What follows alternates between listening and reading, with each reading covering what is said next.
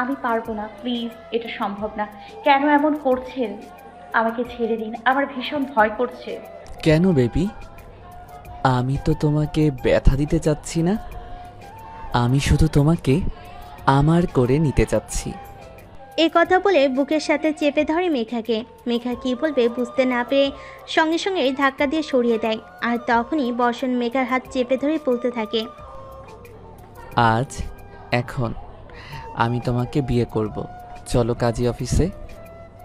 যাকে মন প্রাণ দিয়ে ভালোবাসি, যাকে ছাড়া আমি এক মুহূর্ত নিঃশ্বাস নিতে পারি না, যার একটা মেসেজ না আসলে আমার দম বন্ধ হয়ে যায়, তাকে ছাড়া আমার চলবে না।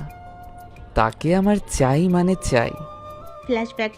বড় ভাই আর ভাবির সংসারে বড় আদরে বেড়ে ওঠা মেঘা। তার বাবা মা মারা যায় তখন তার বয়স 10 বছর। ভাই ভাবির সংসারে কোনো সন্তান না থাকে মেঘাকেই তারা সন্তানের মতো মানুষ করেছে। দেখতে বেশ সুন্দরী, পড়াশোনায় ভালো, এবার অনার্স 3য় বর্ষের ছাত্রী। মেঘা শুয়ে শুয়ে রেডিও FM শুনছিল। ওইখানে শো যিনি করছিলেন উনি হচ্ছেন RJ বর্ষণ। ওয়াও, আর যে বর্ষণের কণ্ঠটা তো বেশ মিষ্টি, যে কেউ তার কণ্ঠের প্রেমে পড়ে যাবে। এমন সময় মেঘার ভাবি মেধাকে ডাকতে ডাকতে রুমের কাছে চলে আসে। মেঘা, মেঘা, কটা বাজে? বলি আজকে কি তোর ভার্সিটি নাই, যাবি না নাকি? এই মেয়েকে নিয়ে আর পারা গেল না। ভাবির শব্দ শুনে লাফতে বিছানা ছেড়ে উঠে ওয়াশরুমে ঢুকে পড়ে মেঘা। ওর ভাবি এসে দেখে ওয়াশরুমে পানি পড়ার শব্দ হচ্ছে। উনি তখন মেঘাকে বলে ওঠে, পাজি মেয়ে, আমি জানি তুমি আমার শব্দ পেয়ে এক্ষুনি ওয়াশরুমে গিয়েছো, তো খুব তাড়াতাড়ি বের হও আর একবারে রেডি হয়ে নিচে টেবিলে আসো, তোমার ভাইয়া অপেক্ষা করছে। বিছানায় শুয়ে আছে বর্ষণ। চোখে ঘুম চলে গেছে সেই কখন, তারপরেও চোখ বন্ধ করে শুয়ে আছে। তখনই ঘরে প্রবেশ করে নিমা চৌধুরী, মানে বর্ষণের মা। বর্ষণ, বর্ষণ, বাবা ঘুম ভাঙলো তোর? উঠে জানা, অনেক বেলা হলো তো। উফ মা, আর একটু ঘুমাতে দাও না। এখন উঠতে ইচ্ছে করছে না। কেন, রাতে শো করেছিস? ঘুমাসনি রাতে? মাথায় হাত বুলাতে বুলাতে বলল, তোর এই শোটা তো আর করতে হবে না। তুই বড় আমাদের বিজনেসম্যান সামলা। আর আমি তোর জন্য একটা লাল টুকটুকে বউ খুঁজছি। এবার আমি তোকে বিয়ে দিয়ে ছাড়বো। একা একা আমার আর ভালো লাগে না, আমার একজন সঙ্গী চাই। মায়ের কথা শুনে এক লাফে বিছানার উপরে উঠে বসে আর মায়ের গলা জড়িয়ে বলতে থাকে, মা, আমি এখন বিয়ে করব না। আমি এখনো তোমার কোলে মাথা রেখে ঘুমাবো। পাগল ছেলে, বয়স তো আর বসে থাকে না। তোর সাথে প্রায় সবাই তো বিয়ে করে ফেলেছে। এবার আমি তোর একটা মিষ্টি ও নিয়ে আসব। এনাকে আমার কাছে আমার মেয়ের মতো হয়ে থাকবে। মেঘা তার বারান্দার বেলকনিতে দাঁড়িয়েছিল। এমন সময় হঠাৎ তার মোবাইলের মেসেজের শব্দ হয়। মেঘা মোবাইলের দিকে তাকিয়ে চমকে ওঠে। তার মোবাইলে একটা ফ্রেন্ড রিকোয়েস্ট এসেছে। সেটা অন্য আর কেউ না, RJ বর্ষণের। আমি কি ঠিক দেখছি? মিস্টার বর্ষণ আমাকে ফ্রেন্ড রিকোয়েস্ট পাঠিয়েছে। এটা কি করে সম্ভব? যাই হোক, পাঠিয়েছে যখন একসেপ্ট করেই ফেলি। কথা বলে মেঘা ঘরে চলে আসে। মোবাইলে মেসেজ আসে, হ্যালো, কি করছেন? ভালো আছেন আপনি? কি বসে আছি, আর হ্যাঁ ভালো আছি, তবে এখন আর নেই। কেন কেন? এখন আপনি ভালো নেই কেন? কি এমন হলো যে আপনার ভালো থাকাটা খারাপ করে দিল? এই যে চেনা নেই, জানা নেই, পরিচয় নেই, অথচ মেসেজ আসছে আমি ভালো আছি নাকি আমি কি করছি, এটা অপরিচিত লোক যদি এভাবে মেসেজ দিয়ে জিজ্ঞেস করে, তখন কেউ কি বা ভালো থাকে? ও আচ্ছা, এই কথা। তো ঠিক আছে, আমরা এখন পরিচিত হই, তাহলে তো আর সমস্যা নাই। আচ্ছা, আপনি কি আবৃত্তি করতে খুব পছন্দ করেন? এমন সময় ঘরে প্রবেশ করে মেঘ আর ভাবি। আর ভাবিকে দেখে মেঘা মোবাইলটা বালিশের নিচে রেখে দেয়। মেঘুসোনা পাখি, কি করছো তুমি? তোমার ভাইয়া ফোন দিয়েছিল, হয়তো কালকের মধ্যেই চলে আসতে পারে। আমি একটু আমাদের বাসায় যাব, তুমিও চলো আমার সাথে। ভাবি, তুমি কি আজ ওই বাড়িতে রাতে থাকবে? কিছু জরুরি কাজ আছে, তাই আজ রাতে থাকতে হবে। আসবো কাল বিকেলে। এর মধ্যে যদি তোর ভাইয়া ফোন দেয় তাহলে সকাল সকাল চলে আসবো। মেঘার খুব ঘনিষ্ঠ বান্ধবী জুলি। ওরা দুজন সেই ছোটবেলা থেকে একসাথে একটি স্কুলে পড়ে এসেছে আর দুজন একই ভার্সিটিতে ভর্তি হয়েছে, তাই ওদের ঘনিষ্ঠতাও অনেক বেশি। ক্লাসে চুপচাপ অন্যমনস্ক হয়ে বসেছিল মেঘা। অমনি জুলির নজর যায় মেঘার দিকে, তখনই সে বলে ওঠে, এই যে মেঘুরানি, কি খবর আপনার? দেন কোন দিকে? আরে এই মেঘা, তোর কি হয়েছে বলতো? এমন অন্যমনস্ক হয়ে আছিস কেন? কই কিছু না তো, বল কি বলছিলি? আমি তোর কথা শুনতে পাইনি। এই তুই ছিলি কোন দুনিয়াতে বলতো? তোকে এইভাবে কখনো দেখিনি চুপচাপ থাকতে। আমি এই দুনিয়াতেই ছিলাম, তো কিছু একটা ভাবছিলাম। ভাবনা? আর তুই? আমাদের মেঘুরানি আজকাল ভাবনায় ডুবে থাকে। বিষয়টা সাংঘাতিক কিছু অবশ্যই, যে কিনা আমাদের মহারানীকেও ভাবনায় ফেলে দিয়েছে। এই কথার সাথে সাথেই ওদের ঘন্টা পড়ে যায়। দুজনেই ক্লাস থেকে বের হয়ে মাঠ পেরিয়ে গেটের কাছে চলে আসে, আর গেটের কাছে দেখা যায় ওদের ভার্সিটির বড় ভাই আকাশের সাথে। আকাশ মনে মনে মেঘাকে খুবই পছন্দ করে, কিন্তু মেঘা তাকে মোটেও পছন্দ করে না, সবসময় এড়িয়ে চলে। দুর্ভাগ্যবশত তার সামনে পড়ে যায় বারবার। আরে মেঘা, তুমি কেমন আছো? কাল তোমাকে ক্যাম্পাসে দেখতে পেলাম না। তোমার কি শরীর খারাপ নাকি? আকাশ ভাইয়া, আপনি এক লাইন বেশি কেন বোঝেন? মেঘা কখন বললো ওর শরীর খারাপ ছিল? ওকে দেখে কি তাই মনে হচ্ছে? আমি তো তোমাকে কিছু বলিনি, তাহলে তুমি এভাবে করে বলছো কেন? যাকে আমি কিছু বলেছি সে তো কিছু বলছে না। এরই মধ্যে মেঘার গাড়ি চলে আসে। মেঘা ওদের কাছ থেকে বিদায় নিয়ে চলে যায়। মেঘা চলে যেতেই আকাশ জুলির উদ্দেশ্যে বলে ওঠে, জুলি, তুমি একটা বড্ড পাজি মেয়ে। সবসময় তুমি আমার সাথে এভাবে কথা বলো কেন? দেখেন আকাশ ভাই, আমি মোটেই পাজি মেয়ে নই। এই কথা বলে মুখ বাগিয়ে জলি চলে যায়, আর আকাশ হাও হয়ে তাকিয়ে থাকে। সকালবেলায় শুয়ে আছে মেঘা, অমনি তার মোবাইলে আবার মেসেজ আসে। Good morning baby. যদিও এখনও চোখ থেকে ঘুম সরে নাই, এর মধ্যেই আপনাকে চা বানিয়ে দিলাম। এখন আপনি চায়ে চিনি কম খান না বেশি খান, আই ডু নট নো। এখন যেরকম তা হয়েছে খেয়ে নিন, পরবর্তীতে বলবেন চিনি কম দিব না বেশি। শুভ সকাল বেবি। ঘুমু ঘুমু চোখে মেসেজটার দিকে তাকিয়ে মুচকি হেসে ফেলে, আর ভাবতে থাকে এই লোকটাকে ঘুমিয়ে ঘুমিয়ে চা বানিয়ে দিচ্ছে, আজব তো। পাল্টা উত্তর লিখলো, আমি তো চায়ে খুব কম চিনি খাই, আর যে বর্ষণ সকাল সকাল ঘুমের মধ্যে আমাকে চা বানিয়ে দিচ্ছেন, ব্যাপারটা অদ্ভুত না? মেসেজের উত্তর শুনে ওই পাশ থেকে বর্ষণ বলে ওঠে, এইবার আমার হিসাব মিলেছে। যেহেতু আপনি চায়ে চিনি কম খান এবং সকাল সকাল ঘুম থেকে ওঠেন এবং আপনার এফবিতেও কোনো ছবি দেয়া নাই, তাই আই গেস আপনি দেখতে অনেক সুন্দর, আর সুন্দর মেয়েরা চিনি কম খায়। আর থ্যাংক ইউ অত সুন্দর করে আমার মেসেজে উত্তরগুলো দেওয়ার জন্য। দেখুন, আমি না মোটেও শুনুক নই। আজ সকাল সকাল ঘুম থেকে ওঠা এটা আমার অভ্যেস, আর অতিরিক্ত মিষ্টি আমি পছন্দ করি না, তাই চায়ে চিনি কম খাই। দেখতেই তো চাচ্ছি, দেখান না প্লিজ প্লিজ।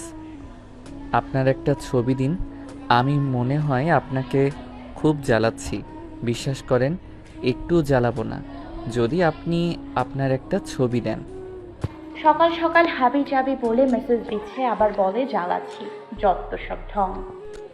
মেঘা মুচকি মুচকি হাসতে থাকে। হালকা রাগ হচ্ছে তার, আবার কেমন যেন একটা ভালো লাগা কাজ করছে।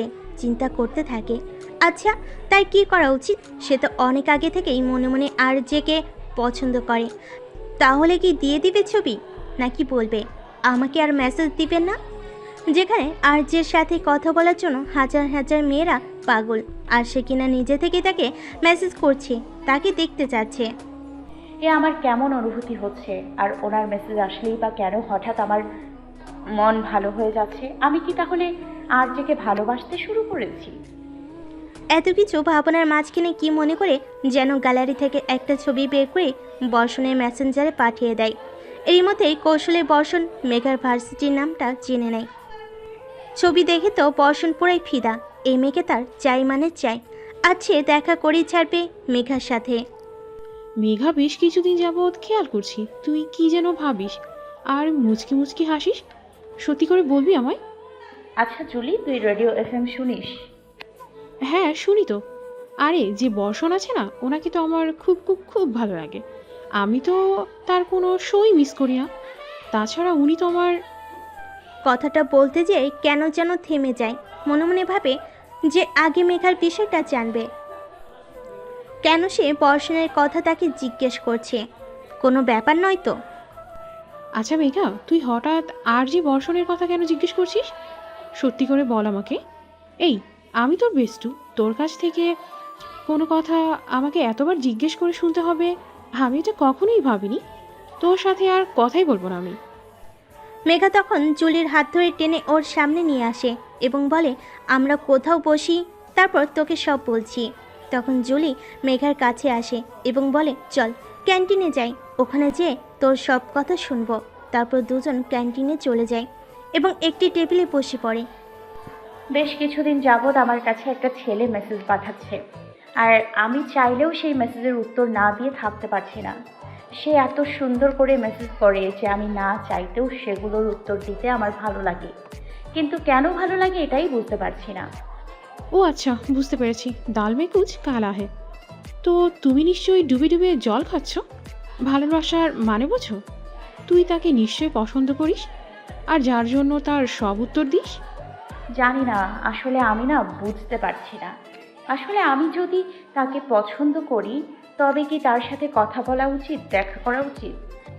মেঘুরানি, আগে তো বল সেই ভাগ্যবানটাকে যে কিনা আমাদের সুইট নীরব মেঘুর মনে জায়গা করে নিয়েছে। নামটা বল না মেঘা। ওই যে তখন তোকে নাম বললাম না, মানে আর যে বর্ষণ, উনি বেশ কয়েকদিন যাবৎ আমাকে মেসেজ দেয়, আর আমিও না চাইতে উত্তর করি, কিন্তু পরে বুঝতে পারি আমার না ওনার মেসেজ আসলেই কেমন যেন একটা ভালো লাগা কাজ করে। আমি মনে হয় ধীরে ধীরে ওনার প্রতি দুর্বল হয়ে পড়ছি। জুলি তখন বলে ওঠে, সব মেয়ে ক্রাশ বর্ষণ, এখন তোরও ক্রাশ হয়ে গেল? শেষে কিনা তুইও ক্রাশ খেলি ওই আর্যের উপর। আচ্ছা ঠিক আছে, চল বের হই। দুজনে গেট থেকে বের হয়ে রাস্তার এক সাইডে দাঁড়ায়। তখন জুলির নজরে পড়ে রাস্তার ওপাশে বাইক হেলান দিয়ে দাঁড়িয়ে থাকা বর্ষণের উপর। বর্ষণ হেলান দিয়ে দাঁড়িয়ে এদিকে তাকিয়ে আছে। তাকে দেখে মনে হচ্ছে সে যেন কারোর জন্য অপেক্ষা করছে। তাকে খুব অস্থির দেখাচ্ছে। বিষয়টা লক্ষ্য করে জুলি মেঘাকে আস্তে করে ধাক্কা দেয় আর বলে ওঠে, আহা, তো জল এত দূর গড়িয়ে গেছে আর আমি কিছুই জানি না। বর্ষণ এদিক ওদিক তাকিয়ে মেঘাকেই খুঁজছে। সকালবেলা মেঘার যে ছবি মোবাইলে দেখেছিল তা দিয়ে অনুমান করেই তাকে খুঁজতেছে। ছবিটা দেখার পর বর্ষণের মাথা খারাপ হয়ে গেছে, আর তাই সে মেঘাকে না দেখে থাকতে পারছে না।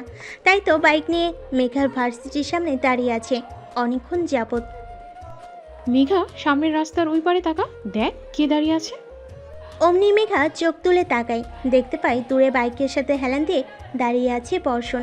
ওকে দেখা মাত্রই মেঘা জুলির পিছনে লুকিয়ে পড়ে। অনেকক্ষণ তাকিয়ে থেকে কোথাও মেঘাকে দেখতে না পেয়ে বর্ষণ হতাশ হয়ে যায়। ভালোভাবে তাকিয়ে জুলিকে দেখতে পায়, আর তখনই বর্ষণ রাস্তা পার হয়ে জুলির দিকে এগিয়ে আসতে থাকে। আর ওরা ভাবে বর্ষণ হয়তোবা মেঘাকে দেখে নিয়েছে, তাই সামনে আসতেছে। এতে জুলি ভয় পেতে থাকে, কারণ বর্ষণ যদি এখন মেঘার সামনে জুলির সাথে কথা বলে তাহলে তো মেঘা জেনে যাবে বর্ষণ আর মেঘা সম্পর্ক। তখন আবার জুলিকেই ভুল বুঝে। তখনই মেঘা দেখতে পায় তার ড্রাইভার গাড়ি নিয়ে এসেছে, আর সাথে সাথে সে গাড়িতে উঠে পড়ে আর চলে যায়। কী ব্যাপার বলো তো মেঘা, হন্তদন্ত হয়ে গাড়িতে কেন উঠে গেল? ও কি কোনো কারণে ভয় পাচ্ছে? আকাশ ভাইয়া, আপনি একসাথে এত প্রশ্ন করছেন, আবার আমি কিছু বললে তো বলবেন তুমি কেন আগ বাড়িয়ে কথা বলছো। আপনি নিজে গিয়ে মেঘাকে জিজ্ঞেস করে আসেন। আচ্ছা, তুমি কি সুন্দর করে কথা বলতে পারো না? সব সময় তুমি আমার সাথে এমনভাবে কথা বলো কেন বলো তো? শোনো, আমি তোমাকে একটা কথা বলতে চাই। একটা কথা তখন থেকে আমার সাথে কতগুলো কথা বলে গেলেন, তো আপনার ওই একটা কথা কি সেটাও তো বলে ফেলেন। আসলে আমি না মেঘাকে অনেক পছন্দ করি, কিন্তু সাহস করে বলতে পারছি না। যতবার ওর সামনে আসি ততবারই কেমন যেন হয়ে যায়, বলার মতো সাহস পাই না। তুমি যদি আমাকে একটু সাহায্য করতে, এই আর কি। এ তো তোমার খুব ভালো বন্ধু, তাই আমার হয়ে কথাটা যদি তুমি ওকে একটু বলতে। পিছন থেকে এসে ওদের সব কথা শুনে ফেলে বর্ষণ, আর অমনি ওর মেজাজটা খারাপ হয়ে যায়, রেগে যেয়ে বলে ওঠে। আরে ভাই শুনেন, কখনো দেখেছেন প্রেম করবে এক কজন আর তাকে প্রপোজ করবে আরেকজন? আরে ভাই আপনি আমাকে এগুলো বলছেন কেন? আরে ভাই আপনি তো অনেক চালাক মানুষ, তাই আপনাকে এইগুলো বলছি। তবে একটা কথা কি জানেন, আপনি না ভুল মানুষকে পছন্দ করেছেন। ভুল মানুষ মানে কি বলতে চাইছেন আপনি? ভুল মানুষ কেন হতে যাবে? এ তো খুব ভালো একটা মেয়ে। তো আমি কখন বললাম খারাপ মেয়ে? ভুল মানে হচ্ছে যাকে আপনি পছন্দ করেন সে তো অলরেডি অন্য আরেকজনের হয়ে গেছে, সেটাই বলছিলাম। ড্রয়িং রুমে বসে আছে মেঘার ভাই জামিল রহমান। খুব বড় বিজনেসম্যান হওয়ায় বেশিরভাগ সময় তাকে দেশের বাইরে যেতে হয়। আজও সে কানাডা থেকে ফিরে বসে আছেন সোফায়। এমন সময় ঘরে প্রবেশ করে মেঘা। ভাইয়ের গলা জড়িয়ে ধরে বলে ওঠে, তোকে বলা হয়নি, কারণ তুই তো এমনিতে এখন বাসায় আসবি, আর তোর ভাইয়া হঠাৎ করেই কাউকে না বলে চলে এলো। হ্যাঁ, ওইখানের কাজ দুদিন আগেই শেষ হয়ে গেল। ভাবলাম আর এখানে থেকে লাভ কি, তাই একদিন আগেই চলে এলাম। আমার সোনা বাচ্চার কথা অনেক মনে পড়ছিল। কথাটা বলে মেঘা ভাবির দিকে তাকিয়ে একটা চোখ টিপ দেয়। ভাবি লজ্জা পেয়ে আরেক দিকে তাকিয়ে ফেলে। মেঘা এটা দেখে ফেলে আর মুচকি মুচকি হাসতে থাকে। অমনি বলে ওঠে, হাউ রোম্যান্টিক, কি ভালোবাসা! একজনকে ছেড়ে থাকতে আরেকজনের কি কষ্ট। ভাইয়া এরপর থেকে ভাবিকে সাথে করে নিয়ে যাবে। তবরে পাকা মেয়ে, খুব কথা শিখেছ। দাঁড়াও তবে। আমার কি দোষ বলতো? এই কথা বলে দৌড় দিয়ে উপরে নিজের রুমে চলে যায়। আর তখনই ভাইয়া তার ভাবির কাছে এসে জড়িয়ে ধরে গালে হাত দিয়ে স্লাইড করতে করতে বলে ওঠে, মেঘাটা কিন্তু সত্যি বলেছে। জানো, তোমাকে ছাড়া আমার সত্যি সত্যি দিন কাটছিল না, মোটেও ভালো লাগছিল না। মন চাচ্ছিল তোমাকে কাছে পেতে, আদর করতে, তাই তো তাড়াতাড়ি চলে এলাম। হয়েছে, আর এই বয়সে ঢং করতে হবে না, ছাড়ো তো। কেউ চলে আসবে তখন কি ভাববে? আমার বউকে আমি আদর করব, তাতে ভাবাভাবির কি আছে একের নজরে? প্লিজ জান, এমন করো না, দাও না একটু আদর করতে। এই কথা বলেই মেঘার ভাই ভাবিকে কোলে তুলে নিয়ে রুমে চলে যায়। সন্ধ্যায় দুজনেই বসে আছে। এমন সময় আবার ভাইয়া বলে ওঠে, আমাদের মেঘাটা দেখতে দেখতে অনেক বড় হয়ে গেল, ওকে একদিন পরের ঘরে পাঠাতে হবে। ভাবতেই বুকের মধ্যে কেমন জানি করে ওঠে। সত্যি কথা বলছো? সেই 10 বছর থেকে ওকে নিজের সন্তানের মতো বড় করেছি। ওকে নিয়ে ভুলে গেছি আমার মা না হওয়ার যন্ত্রণাটা। কি করে ওকে আমি অন্যের বাড়ি পাঠাবো? কি করার আছে বলো, নিয়মের বাইরে তো আমরা কেউ নই।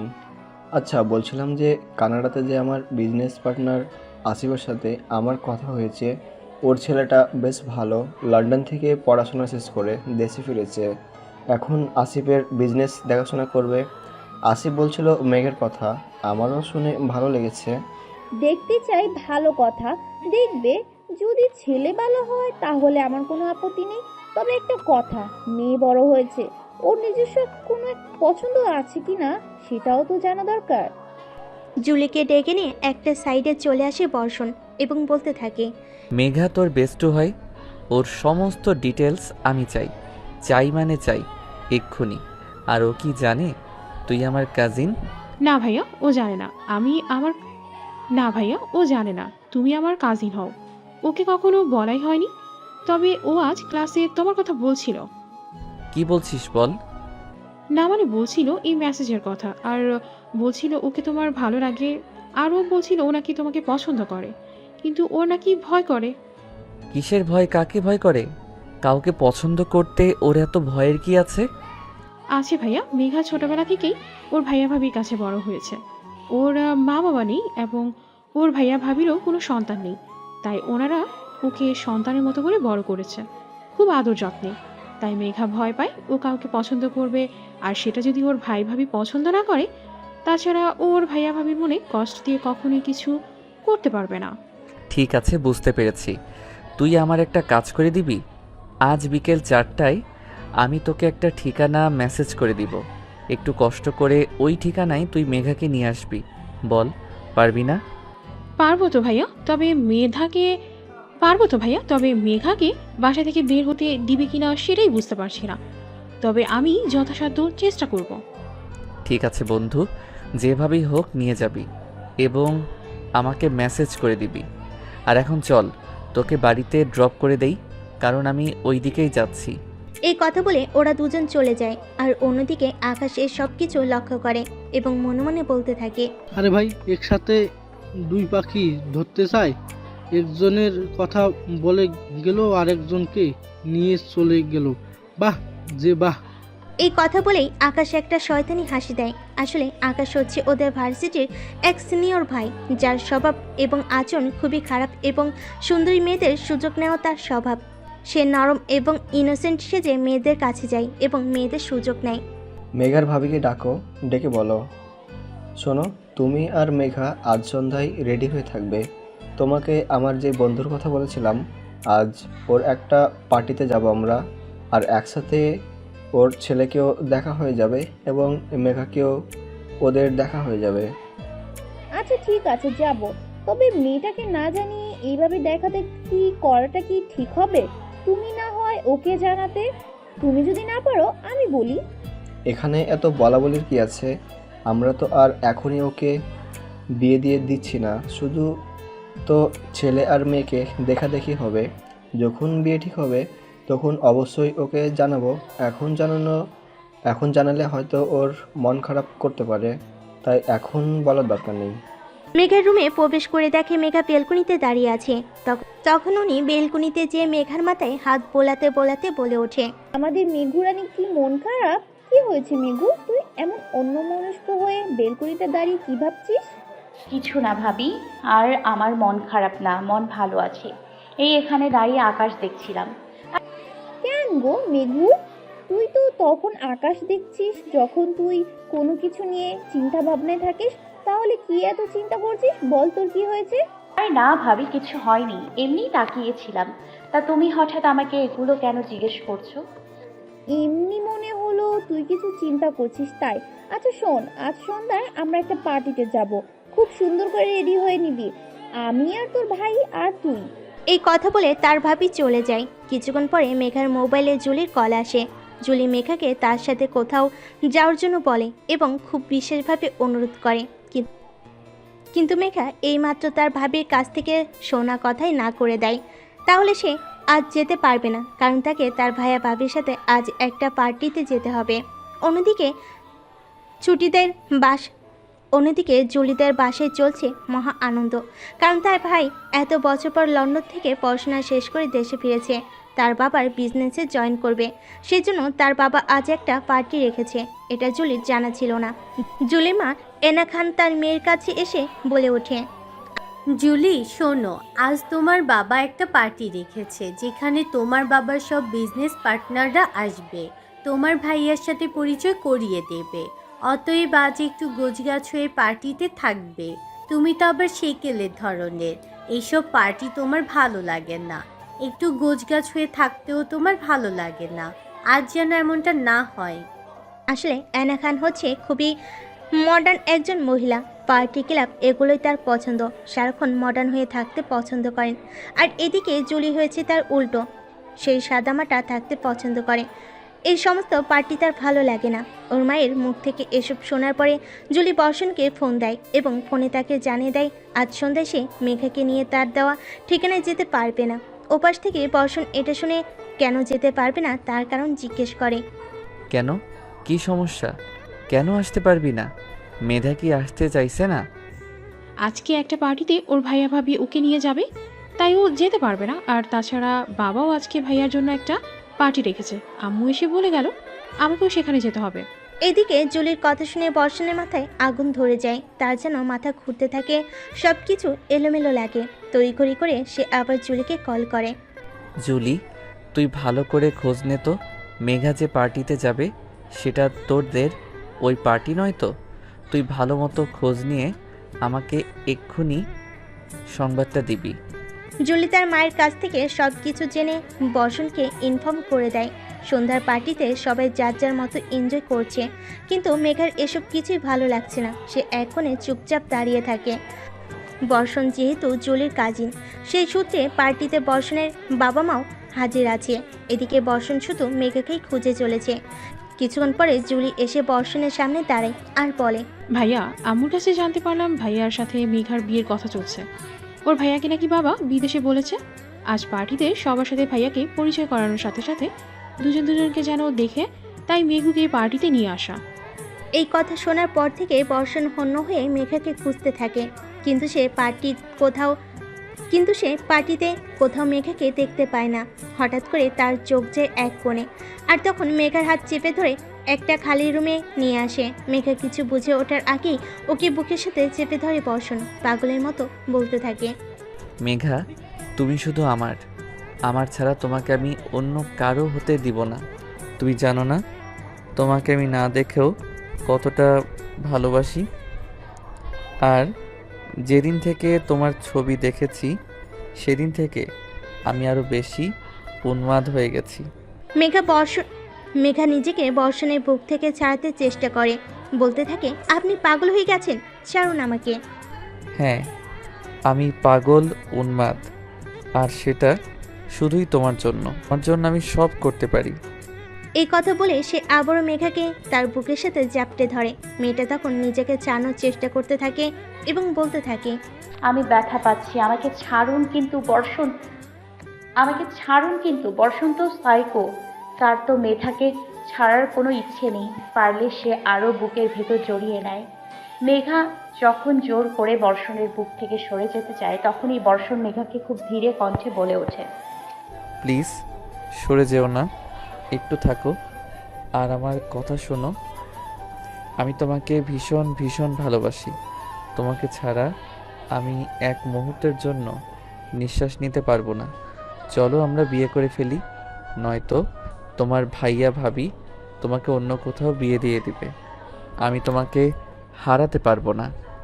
এই কথা শুনে মেঘা বলে ওঠে, কে বলেছে আপনাকে আমাকে অন্য কোথাও দিয়ে দেবে? তখনই বর্ষণ বলে ওঠে, তুমি কি জানো আজ এই পার্টিতে তোমাকে কেন নিয়ে আসা হয়েছে?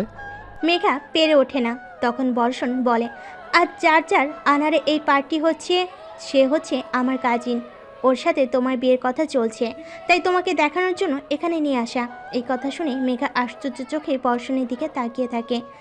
বর্ষণ মেঘাকে বুক থেকে সরিয়ে ওর গালে দু হাত দিয়ে মুখটার সামনে নিয়ে করুণ কণ্ঠে জিজ্ঞেস করে, মেঘা, তুমি আমাকে ভালোবাসো না? কি বলবে বুঝে উঠতে পারছে না সে। অসহায়ের মতো বর্ষণের চোখের দিকে তাকিয়ে থাকে। ওর এই তাকানো দেখে বর্ষণের হৃদয়টা ক্ষতবিক্ষত হতে থাকে এবং সে বলে, মেঘা, তুমি কি আমাকে পছন্দ করো না? শুধু একবার সত্যি করে বলো। তুমি যদি বলো পছন্দ করো না, আর কখনো আমি তোমার সামনে আসবো না, কখনো কোনো সময় তোমাকে এক মুহূর্তের জন্য ডিস্টার্ব করব না। কিন্তু তুমি যদি আমাকে একটু ভালোবাসো, তবে আমি পৃথিবীর কোনো কিছুকে ভয় করব না।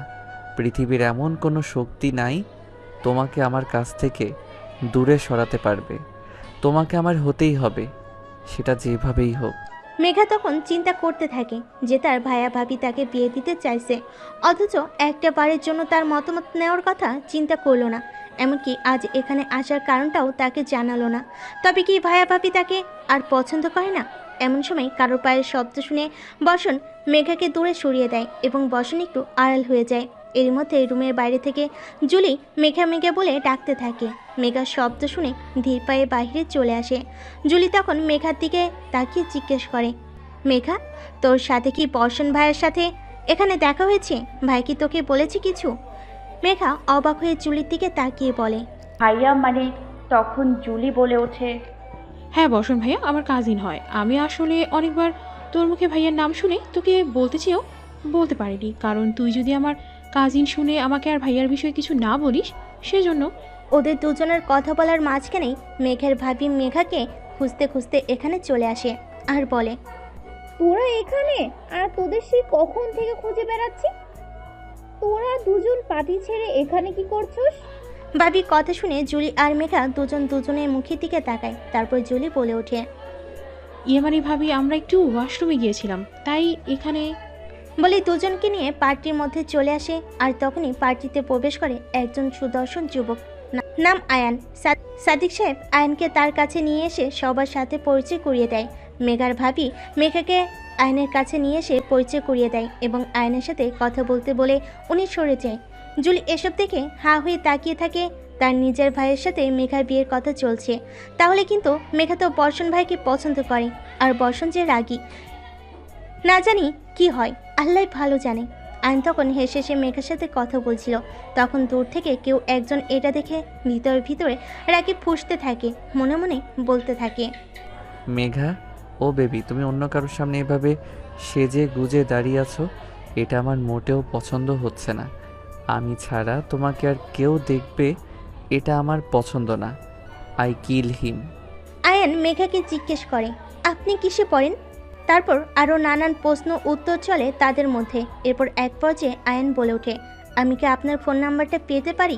ঠিক ওই সময় মেঘের ভাবি চলে আসে, আর বাধ্য হয়ে মেঘাকে তার নাম্বার আয়নকে দিতে বাধ্য হয়। এগুলোর চোখ এড়িয়ে যায় না বর্ষণের। সে রাগে ফুঁসতে ফুঁসতে কখন যে কাঁটা চামচ হাতের মধ্যে চেপে ধরে বসে আছে খেয়াল করেনি। তার হাতের চামড়ার মধ্যে গেঁথে যে অনর্গল রক্ত পড়তে শুরু করলো, আর তা দেখে বর্ষণের আম্মু নীলিমা বেগম জোরে চিৎকার দিয়ে বলে উঠলেন, বর্ষণ, তোর ধ্যান কই বাবা? তোর হাত থেকে এভাবে রক্ত পড়ছে কেন? হাতে কি হয়েছে তোর? এই কথা শুনে সবাই বর্ষণের দিকে এগিয়ে আসে। বর্ষণের মা খুব কান্না করতে থাকে ছেলের এই অবস্থা দেখে, আর এনা চৌধুরী বর্ষণের মায়ের কান্না দেখে মুখ অন্ধকার করে বলতে থাকে, আজকের দিনে আমার ছেলের এই পার্টির মধ্যেও নাটক না করলে চলছিল না। আসলে এনা চৌধুরী আর নীলিমা চৌধুরী দুজনেই যা। এনা চৌধুরী নীলিমা চৌধুরীকে সহ্য করতে পারে না, কারণ নীলিমা চৌধুরী শান্তশিষ্ট ভদ্র একজন সাংসারিক মহিলা। উনি এনা চৌধুরীর মতো অত মডার্নভাবে চলাফেরা করে না। আর তাছাড়া ওদের এই বিজনেসের অর্ধেক দুই ভাইয়ের, অর্থাৎ বর্ষণের বাবা আর আয়নের বাবার। বর্ষণ বরাবরই একটু বাউন্ডুলে স্বভাবের, আর তার যা ভালো লাগে সে তাই করে। তাই তো সে শখের বয়সে রেডিওতে শো করে অনেক বলার পরও সে তার বাবার বিজনেসে জয়েন করছে না, আর তাই তো বিজনেসের সব দায়িত্ব আয়নকে দেওয়া হচ্ছে। রোশন ভাইয়া, তুমি এমন করছো কেন? তুমি কোনো টেনশন করো না, আমি আছি তো। দেখবে আমি সব ঠিক করতে সাহায্য করব। তুমি প্লিজ ভাইয়া, তুমি এমন করো না। পার্টি শেষে বাড়িতে এসে গেটের সামনে গাড়ি থামতেই গাড়ি থেকে নেমে দৌড়ে নিজের রুমে চলে আসে মেঘা। রুমে ঢুকে দরজা বন্ধ করে দেয়।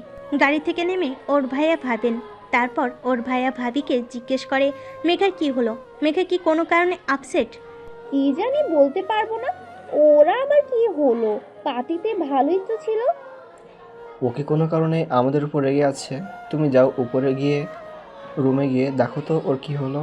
এবার ভাবি রুমের সামনে এসে দেখে দরজা ভেতর থেকে লক করা। অনেক দরজায় ধাক্কা দিতে থাকে আর বলতে থাকে, মেঘা, মেঘা দরজা খোল। দরজা কেন বন্ধ করেছিস তুই? তুই কি কোনো কারণে আমাদের উপর রাগ করে আছিস? প্লিজ সোনা, দরজা খোল। এরই মধ্যে পিছনে এসে দাঁড়িয়ে মেঘার ভাই এবং বলতে থাকে, মেগা বেবি, দরজা খোলো। কি হয়েছে তোমার? তোমার যদি মন খারাপ থাকে তাহলে আমাদেরকে বলো। ভিতর থেকে খুলবো না দরজা আমি। তোমরা আমাকে ভালোবাসো না, আমি তোমাদের কাছে বোঝা হয়ে গেছি, তাই তো তোমরা আমাকে না বলে ওই পার্টিতে নিয়ে গেছো, আমাকে তোমাদের থেকে আলাদা করার জন্য, দূরে সরিয়ে দেওয়ার জন্য। তোমাদের সাথে আমার কোনো কথা নেই। মেঘু, আমরা তোকে কতটা ভালোবাসি তা তুই তো জানিস। তবে কি আমরা তোকে পর করে দিতে চাই না? কিন্তু কি করা আছে, বিয়ে তো একদিন না একদিন করতেই হবে। হ্যাঁ, আমরা তোকে বলিনি তাই বলে তো তোকে এখনোই পর করে দিচ্ছি না। প্লিজ বোন আমার, দরজা খোল। মেঘা বুনু, লক্ষ্মী বোন, দরজা খোল। আমি তোকে সব বুঝিয়ে বলছি, এইভাবে দরজা বন্ধ করে থাকিস না। ভেতর থেকে মেঘা বলে ওঠে, আমি এখন দরজা খুলবো না, তোমরা যাও। আমি তোমাদের সাথে কোনো কথা বলবো না, তোমরা এখন চলে যাও। ওর কথা শুনে ওর ভাইয়া ভাবি নিজেদের রুমে চলে আসে আর বলে, ঠিক আছে, এখন আর ওকে ডিস্টার্ব করো না। সকালবেলা রাগ কমে গেলে ঠিকই কথা বলবে। রাতে যখন মেঘা শুয়ে আছে তখন মেঘার মোবাইলে কল আসে। মেঘা রিসিভ করতেই ওপাশ থেকে বর্ষণ বলে ওঠে, মেঘা। আবেগ মিশ্রিত নরম কণ্ঠস্বর শুনে মেঘার ভিতরটা কেঁপে ওঠে। না চাইতেও তার চোখ দুটো চলাচল করে ওঠে। কাঁপা কাঁপা গলায় উত্তর দেয়, আপনি এত রাতে? কি ব্যাপার, কিছু হয়েছে? হওয়ার কি কিছু বাকি আছে?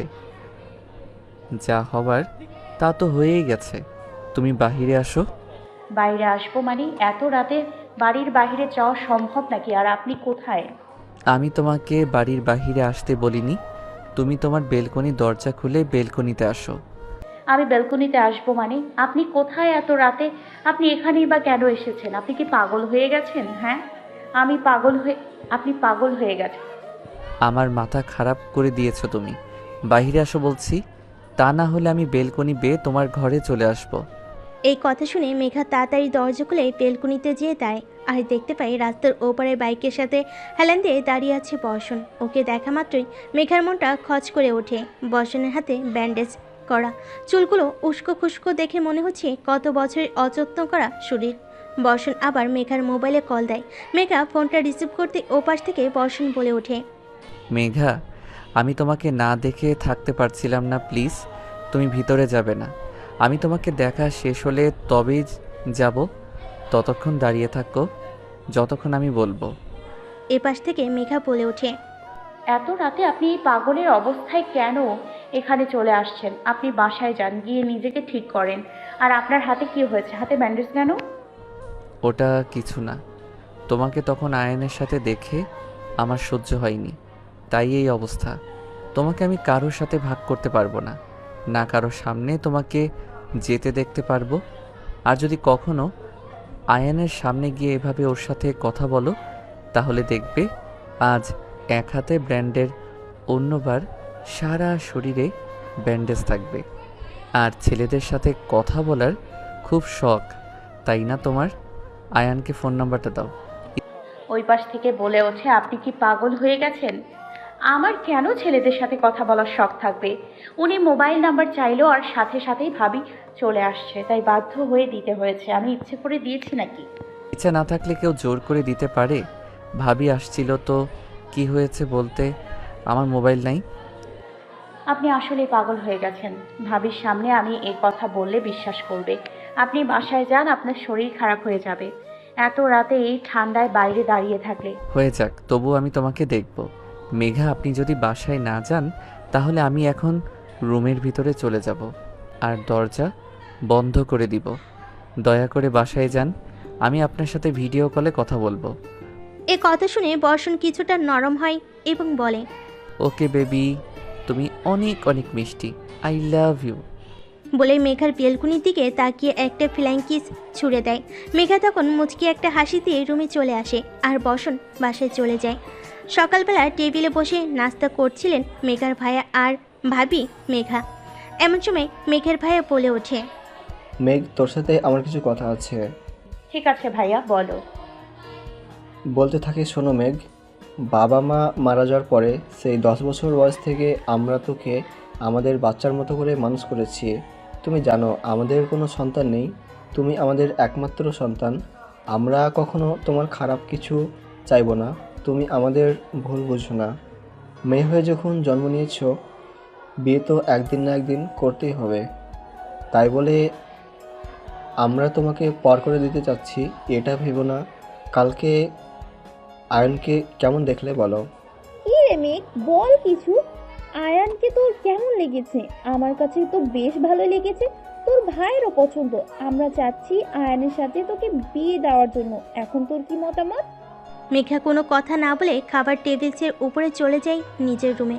এই অবস্থা দেখে ওর ভাই ভাবি হা হয়ে তাকিয়ে থাকে। তখন ওর ভাবি বলে ওঠে, বাচ্চা মানুষ হয়তো বিয়ের কথা শুনে মন খারাপ হয়ে গেছে, তাই চলে গেছে। পরের দিন ভার্সিটির ক্যাম্পাসে বসে আছে মেঘা আর জুলি।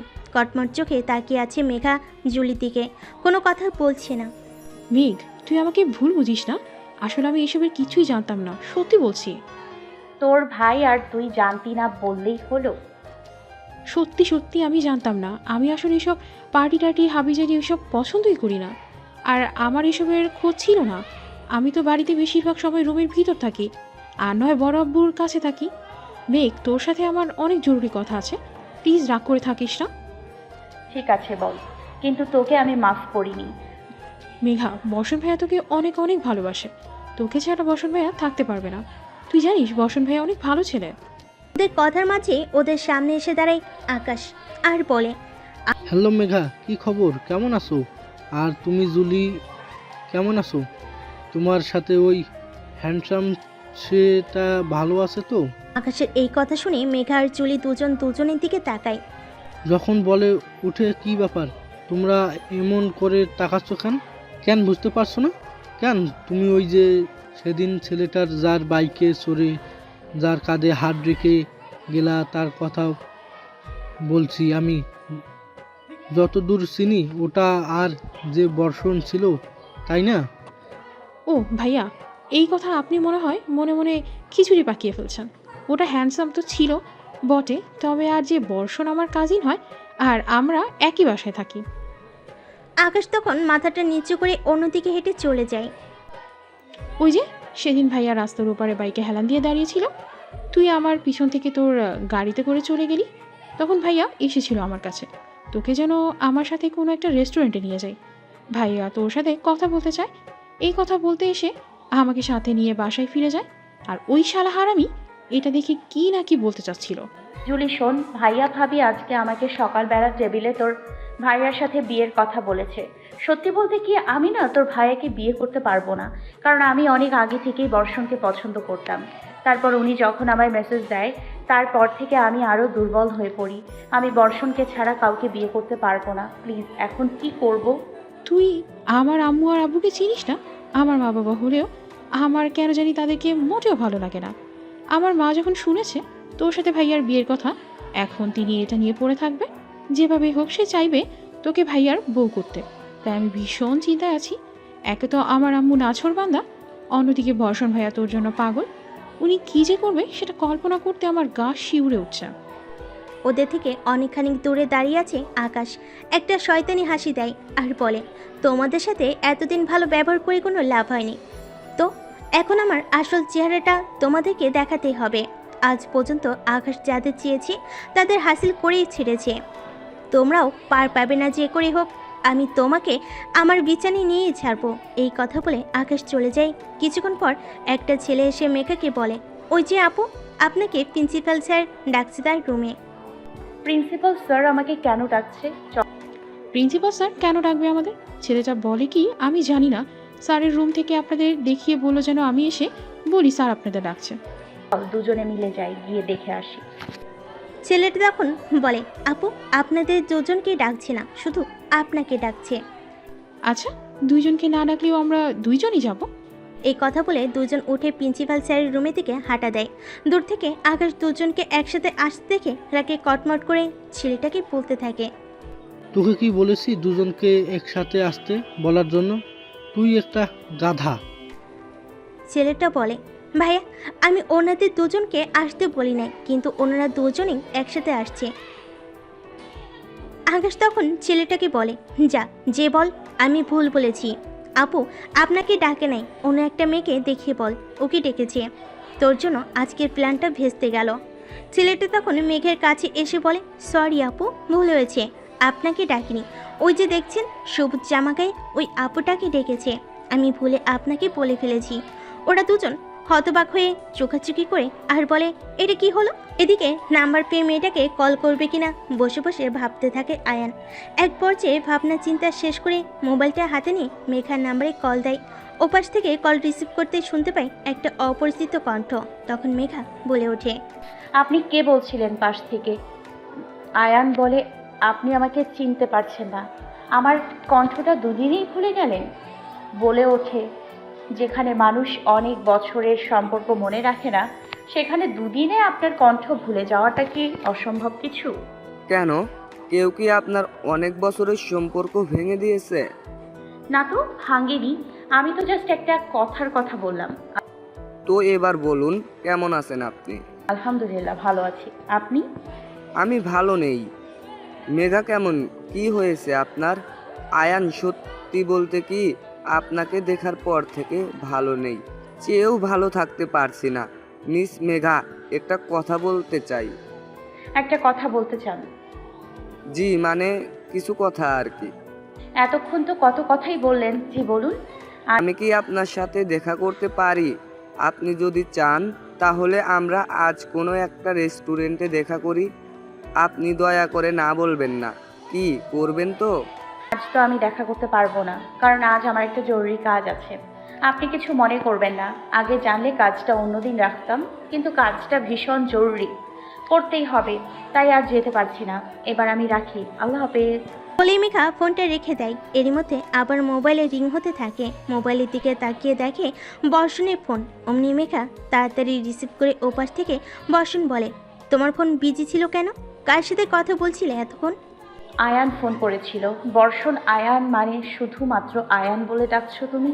ও তোমাকে কেন ফোন করেছিল? তুমি ওর সাথে কথা বলেছো কেন? কেন বলেছো কথা? আমি কথা বলতে না চাইলেও বলতে হলো, কারণ আমি তো প্রথমে জানতাম না যে এটা ওনার নাম্বার। আমি তো না জেনে রিসিভ করেছি। তো মিস্টার আয়ান কি বলল তোমাকে? উনি আমার সাথে কোনো রেস্টুরেন্টে দেখা করতে চেয়েছিল। ও আচ্ছা, সেদিনে দেখাই হয়নি, এখন আবার নতুন করে দেখতে হবে, তাও কিনা রেস্টুরেন্টে নিয়ে গিয়ে। ভালো, বেশ ভালো তো।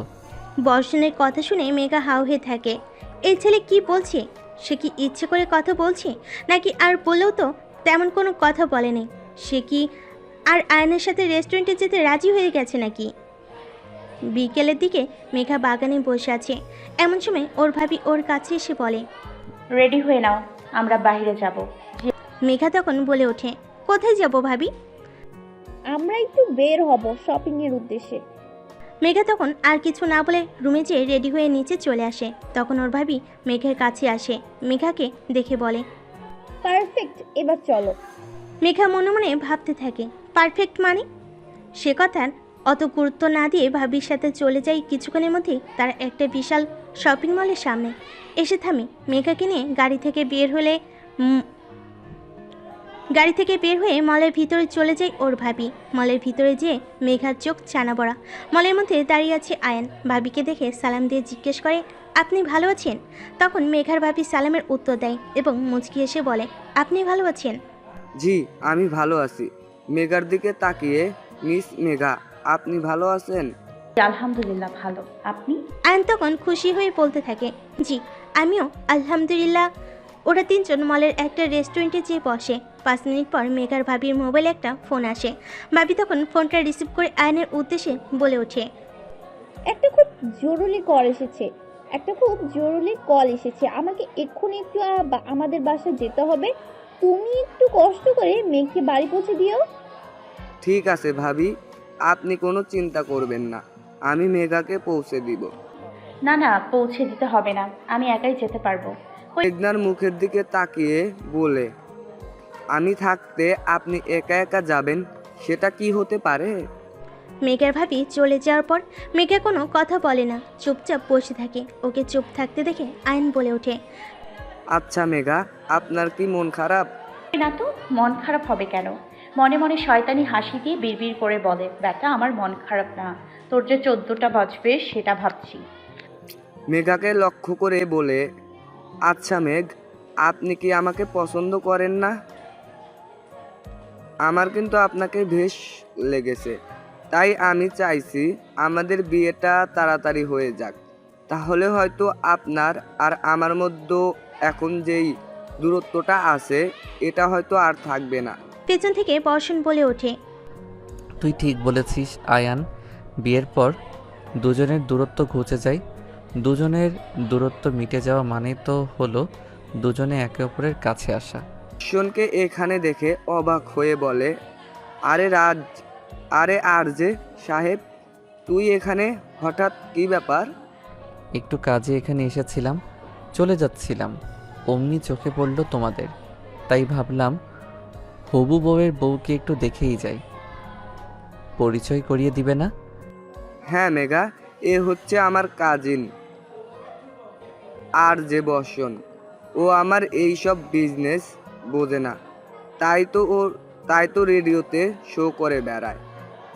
এনিওয়ে, আর বর্ষণ এই হচ্ছে মেঘা, মাই ইউভি ওয়াইফ। এই কথা শোনা মাত্র বর্ষণ হাত দুটো মুষ্টিবদ্ধ করে চেয়ারের সাথে চেপে ধরে। ধীর চোখে তাকায় মেঘের দিকে। মেঘা সেটাও বুঝতে পেরে চোখ নিচে নামিয়ে চুপ করে থাকে। বর্ষণের মুখের অবস্থা দেখে আয়নকে জিজ্ঞেস করে, বর্ষণ, তোর কি কোনো সমস্যা হচ্ছে? তোকে অসুস্থ দেখাচ্ছে, তুই বাড়িতে চলে যা। এই কথা শুনে বর্ষণ আর 1 মিনিটও সেখানে থাকে না, উঠে চলে যায়। মেঘা তখন আয়নকে বলতে থাকে, আপনি আমাকে আপনার উড বি ওয়াইফ কেন বললেন? এখনও আমাদের মধ্যে তেমন কোনো সম্পর্ক হয়নি। আসলে আমি আপনাকে কিছু বলতে চাই। আমার কথাগুলো শোনাটাই আপনার জন্য খুব জরুরি।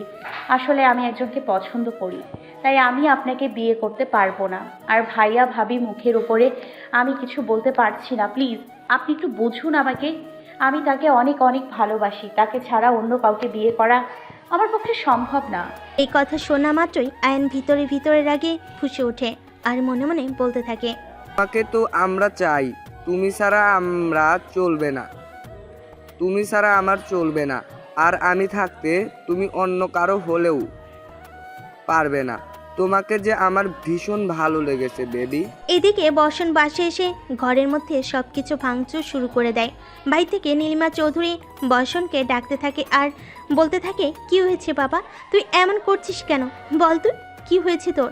দরজা খোল, পাগলামি করিস না। তোর কি হয়েছে আমাকে বল।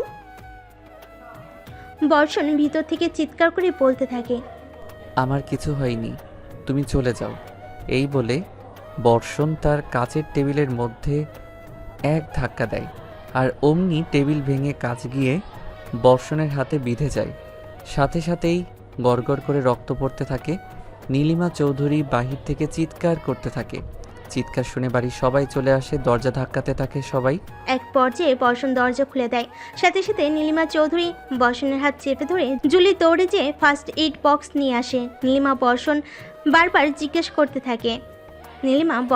বারবার জিজ্ঞেস করতে থাকে কি হয়েছে, কি হয়েছে, কেন এমন করছে। কিন্তু বর্ষণ মুখে কোনো কথা না বলে পিছন থেকে এনাজ চৌধুরী আর আসিফ সাহেবের এই অবস্থা থেকে মুখ ফুলিয়ে চলে যায়। জুলি বর্ষণকে ধীরে ধীরে জিজ্ঞেস করে, ভাইয়া তুমি এমন করছো কেন? মেঘা কি কিছু বলেছে তোমাকে? তুমি শান্ত হও, নিজেকে কেন আঘাত করছো? দেখো কত রক্ত ঝরছে। বর্ষণ জুলির মুখের দিকে তাকিয়ে বলে ওঠে, তাহলে আমি কাকে আঘাত করব? আমার যে আত্মা, তাকে তো আমি কিছু বলতে পারবো না, তাই নিজেকে আঘাত করছি, নিজেকে কষ্ট দিচ্ছি। নীলিমা চৌধুরী ওদের দুজনের কথা শুনে বলে ওঠে, জুলি এটা কে? জুলি এটা কে? কার জন্য ও এমন করেছে? তোরা দুজন আমার কাছ থেকে কিছু লুকাচ্ছিস, বল আমাকে। বর্ষণ অসহায়ের মতো তার মায়ের মুখের দিকে তাকিয়ে থাকে। জুলি কি বলবে বুঝতে পারছে না। এদিকে তার ভাই আর অন্যদিকে বর্ষণ, যে তাকে নিজের ভাইয়ের থেকেও বেশি ভালোবাসে, বোনের মতো আগলে রাখে সব দিক চিন্তা করে। জুলি নীলিমা চৌধুরীকে সব কিছু খুলে বলে। নীলিমা চৌধুরী সব শুনে হতভম্ব হয়ে যায়। জুলি বর্ষণের কাছে এসে ব্যান্ডেজ করে দেয়। ভাইয়া তুমি শান্ত হও, তুমি আর এভাবে নিজেকে কোনো আঘাত করবে না। আমি মেঘার সাথে কথা বলবো। কি কথা বলবি? আজ ওরা রেস্টুরেন্টে বসেছিল, তোর ভাই আমাকে তার হবু বউ হিসেবে পরিচয় করিয়ে দিল মেঘের সাথে। এই সিন দেখে আমি কিভাবে ঠিক থাকি বল? মেঘাটা যদি সত্যি সত্যি আমাকে ভালোবাসে, তাহলে ওর সাথে ওইখানে কি করছে? আর তোর ভাই যখন হবু বউ হিসেবে পরিচয় করাচ্ছিল, তখনও কিছু বলল না কেন? বল আমাকে। আর যদি সেখানে আয়ান না হয়ে অন্য কোনো ছেলে হতো, তবে তাকে মেরে ওখানে পুঁতে দিতাম। কিন্তু এটা আমি করতে পারিনি, তাই নিজেই নিজেকে কষ্ট দিচ্ছি। রেস্টুরেন্ট থেকে বাসায় ফিরে মেঘা মুখ গোমড়া করে তার নিজের ঘরে চলে যায়। ওই দিন আর নিজের রুম থেকে বের হয় না, কারণ তার ভাবি তাকে মিথ্যা বলে নিয়ে গেছে, আবার ইচ্ছে করে তাকে ওখানে একা রেখে এসেছে। এটা তার ভাবি ইচ্ছে করেই করেছে, তাই সে আর কথা বলবে না কারোর সাথে। রাতে মেঘা শুয়ে আছে, এমন সময় জুলি তাকে ফোন দেয় এবং বর্ষণের পাগলামির কথা সব তাকে বলে। এসব শুনে মেঘা অনেক কান্নাকাটি করে। সকালবেলা মেঘাকে টেবিলে না দেখে মেঘার ভাই জিজ্ঞেস করে, কি ব্যাপার, মেঘা কোথায়? ও নাস্তা করবে না? আজ ওর এত লেট কেন? ও তো জানে আমি বাসে থাকলে ওকে ছাড়া খাবার খায় না। মেঘার কি শরীর খারাপ? কাল বাহির থেকে আসার পর কারোর সাথে কোনো কথা বলিনি, ঘুমিয়ে পড়েছিল। আমি ভেবেছিলাম হয়তো বাহির থেকে এসে বলে তাই আর ডিস্টার্ব করিনি। আচ্ছা তুমি বসো, আমি ওকে ডেকে নিয়ে আসি। এই কথা বলেই মেঘার ভাবি মেঘাকে ডাকতে চলে যায়। মেঘা দরজায় নক করতে দেখে দরজা ভেতর থেকে লক করা। তখনই মেঘার ভাবি জোরে জোরে মেঘা মেঘা বলে ডাকতে থাকে। মেঘা শোয়া থেকে উঠে ধীর পায়ে এসে দরজা খুলে দেয়। মেঘার ভাবি মেঘাকে দেখে তাকে চমকে ওঠে, কারণ তার চোখ মুখ ফোলা ফোলা।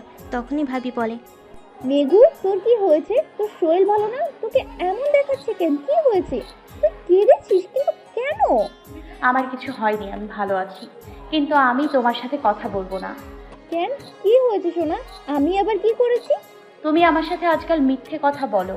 আমাকে আর পছন্দ করো না তুমি। কাল তুমি আমাকে মিথ্যে কথা বলে মলে নিয়ে গেছো, আবার সেখানে একা ফেলে চলে এসেছো। হায় সোনা, তুই একা কোথায় ছিলি? আয়ন ছিল তোর সাথে। আর সত্যি বলছি, আমার জরুরি ফোন এসেছিল বাসা থেকে, তাই যেতে হয়েছে, সেই জন্য মন খারাপ। আর এইভাবে কেঁদে কেটে চেহারায় দশা বানিয়ে ফেলেছিস। নিচে চল, তোর ভাইয়া তোকে ডেকেছে। তুই তো জানিস তোর ভাইয়া তোকে ছাড়া খাবার খায় না। এখন ফ্রেশ হয়ে চল তো আমার সাথে। বলে মেঘাকে ওয়াশরুমে পাঠিয়ে দেয়। তারপর মেঘা ওয়াশরুম থেকে বের হলে তাকে নিয়ে নিচে ডাইনিং টেবিলে চলে আসে। মেঘাকে দেখে মেঘার ভাইয়া বলে ওঠে, আমার মেঘারানী আজ এত লেট যে, কি হয়েছে? তোমার মেঘার মন খারাপ, কারণ কাল আমি বাসায় জরুরি কলে আসায় তাকে আয়নের সাথে রেখে ও বাড়িতে গিয়েছিলাম, সেজন্য। হায় আল্লাহ, এতে মন খারাপের কি আছে? আয় তো, আমাদের নিজের ছেলের মতোই। কদিন পরে যখন সে এই বাড়ির জামাই হবে, তখন তো সবসময় তার সাথেই তোমাকে চলাফেরা করতে হবে। এখন না হয় একসাথে একটু ঘোরাফেরা করলা, এতে করে তোমাদের দুজনের জানাশোনাটাও ভালো হবে। মেঘা মনে মনে ভাবতে থাকে কি করে সে বর্ষণের কথা তার ভাই ভাবিকে বলবে।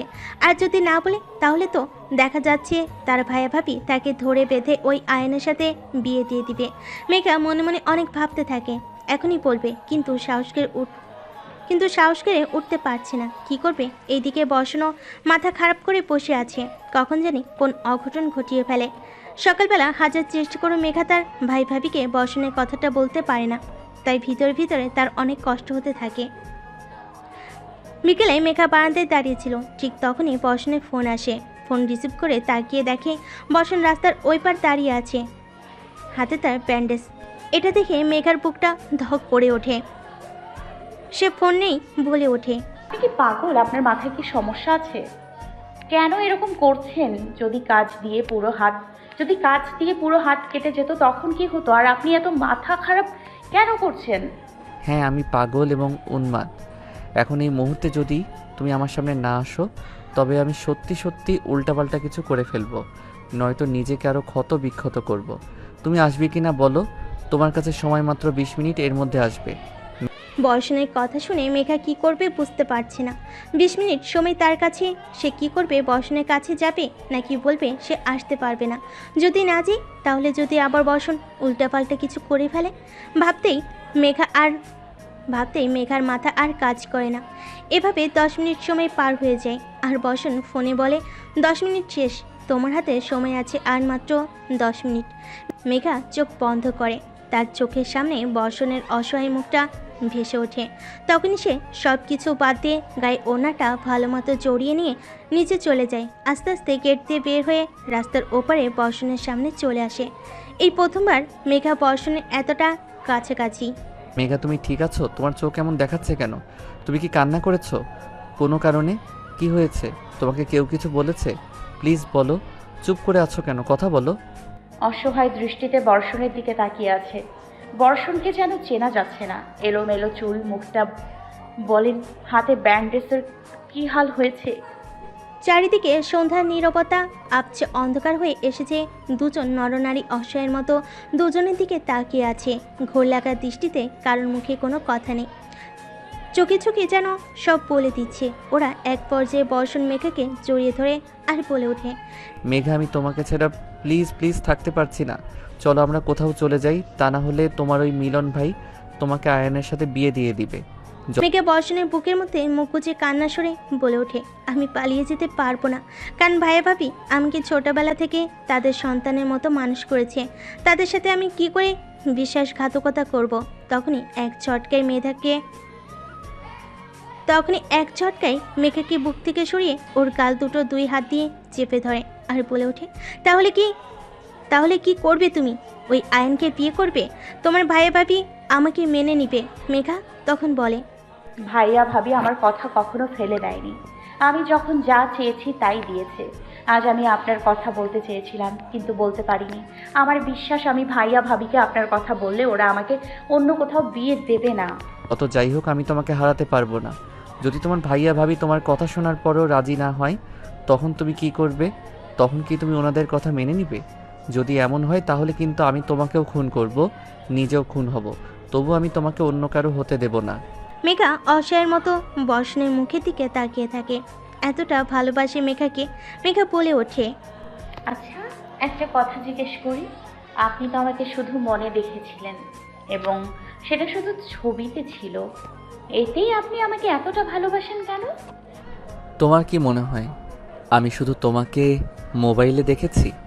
আমি তোমাকে দেখেছি সেই 2 বছর আগে জুলির সাথে, যখন তুমি আমাদের বাসায় গিয়েছিলে। ছাদের উপর জুলির সাথে একটা গাছের সামনে দাঁড়িয়েছিলে। আমি তখন হঠাৎ ঘুম থেকে উঠে ছাদে যাই, আর তখনই আমার চোখ আটকে যায় এক মায়াবিনীর উপরে। ঠিক তখন থেকে আমি তোমাকে ভালোবেসে ফেলি, আর ধীরে ধীরে আমার সেই ভালোবাসা বিকট আকার ধারণ করে। আমি তোমাকে দূর থেকে দেখতাম, কারোর সাথে তোমাকে সহ্য করতে পারতাম না। ব্যাপারটা আমি দুলির সাথে শেয়ার করি। জুলি আমার ছোট বোন হলেও আমরা দুজন বেস্ট ফ্রেন্ডের মতো। ওই আমাকে তোমার নাম্বার দিয়েছে এবং তোমার সব কিছু তথ্য ওই আমাকেই দিত। এ কথা বলেই বর্ষণ আবার মেঘাকে নিজের সাথে জড়িয়ে ধরে। ঠিক তখনই মেঘাদের বাসার গেটের সামনে থামে। আয়ানের গাড়ি থেকে বের হয়ে ভিতরে ঢুকবে, ঠিক তখনই তার চাবিটা পড়ে যায়। চাবি তোলার জন্য নিচে ঝুঁকতেই হঠাৎ চোখ যায় রাস্তার উপরে। আয়নের কেমন খটকা লাগে। কেন মনে হচ্ছে আমি যেন পরিচিত মুখ দেখেছি? ওটা রাস্তার পাশে বসন না, ও ওখানে কি করেছে? আর ওটার সাথে এটা কে? বলে আয়ন একটু এগিয়ে যায় আর দেখতে পাই বসন কাউকে বুকের সাথে জড়িয়ে ধরে আছে। আয়ন এইটা দেখে একটু দূরে সরে যায় এবং একটু আড়াল হয়ে দাঁড়ায় ব্যাপারটা কি দেখার জন্য। এবার আমাকে ছাড়ুন, আমি ভাইয়া ভাবির সাথে আপনার কথা বলবো। আমার বিশ্বাস ওনারা আমার কথা ফেলবে না। আপনি পাগলামি করবেন না। আপনি এখন বাসায় চলে যান আর কোনো উল্টা পাল্টা করার চেষ্টা করবেন না, ঠিক আছে? যদি তারা তোমার কথা মেনে না নেয় তখন কি করবে? তখন কি তুমি তাদের কথা শুনবে?